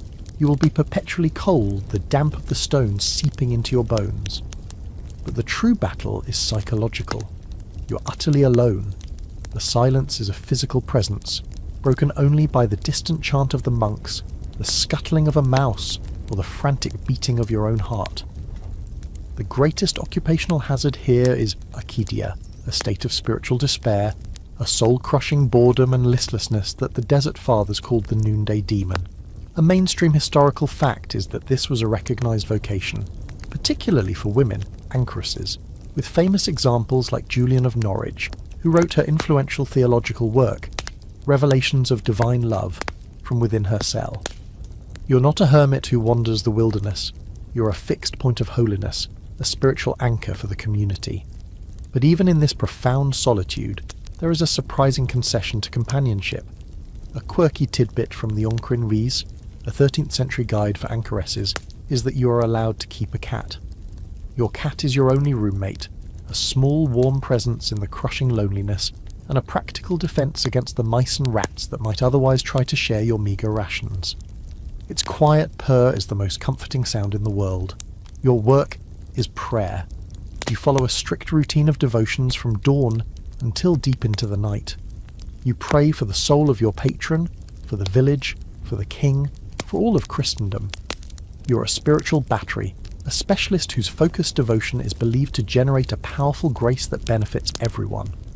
People come to your outer window, speaking to you through the black curtain. They confess their fears, their sins, their hopes. You are their direct line to God, a disembodied, holy voice offering wisdom and comfort. Historians still argue whether the anchoritic life was primarily a selfish pursuit of individual salvation or a profound act of communal service. From inside your cell, it feels like both. You're engaged in a heroic internal struggle for your own soul, but your very presence serves as a constant living reminder of faith for the world outside your walls. You have escaped all the brutal jobs of the medieval world, only to choose the most extreme of them all, a life sentence of solitary confinement embraced willingly. There is no physical toil, only the immense silent labour of the soul. There is no escape, only the final release of death, when they will break down the wall to retrieve your body, now a true and holy relic. You have found the ultimate brutal job, the one that requires you to give up not just your labour, but your entire life, your body, your very freedom, all for a glimpse of God through a narrow stone window. And so our long journey through the hardest lives of the past comes to a gentle close. We have walked in the footsteps of the serf and the scribe, we have felt the heat of the forge and the chill of the battlefield, and we have shared the solitude of the anchorite's cell. Now, let the echoes of the hammer on stone, the stench of the tannery, and the weight of the executioner's axe begin to soften and dissolve, fading like a distant memory into the quiet of the night. Leave that world of toil and turmoil behind. Feel the simple, profound comfort of your own bed, the quiet safety of your own room, where the only sounds are the gentle hum of a fan or the soft rustle of your own sheets. There is no lord to serve, no battle to fight, no terrible duty to perform. The struggles of that forgotten time are not yours to bear. Your only task now is to let go. Feel the soft weight of your blanket, a gentle anchor in the calm ocean of the present moment. Pay attention to the steady, easy rhythm of your own breathing, a quiet tide that carries you ever closer to the shores of sleep. Let each breath be a silent release of the day's tensions, a soft whisper that all is well. There are no more tasks to complete, no more hardships to endure, only rest now.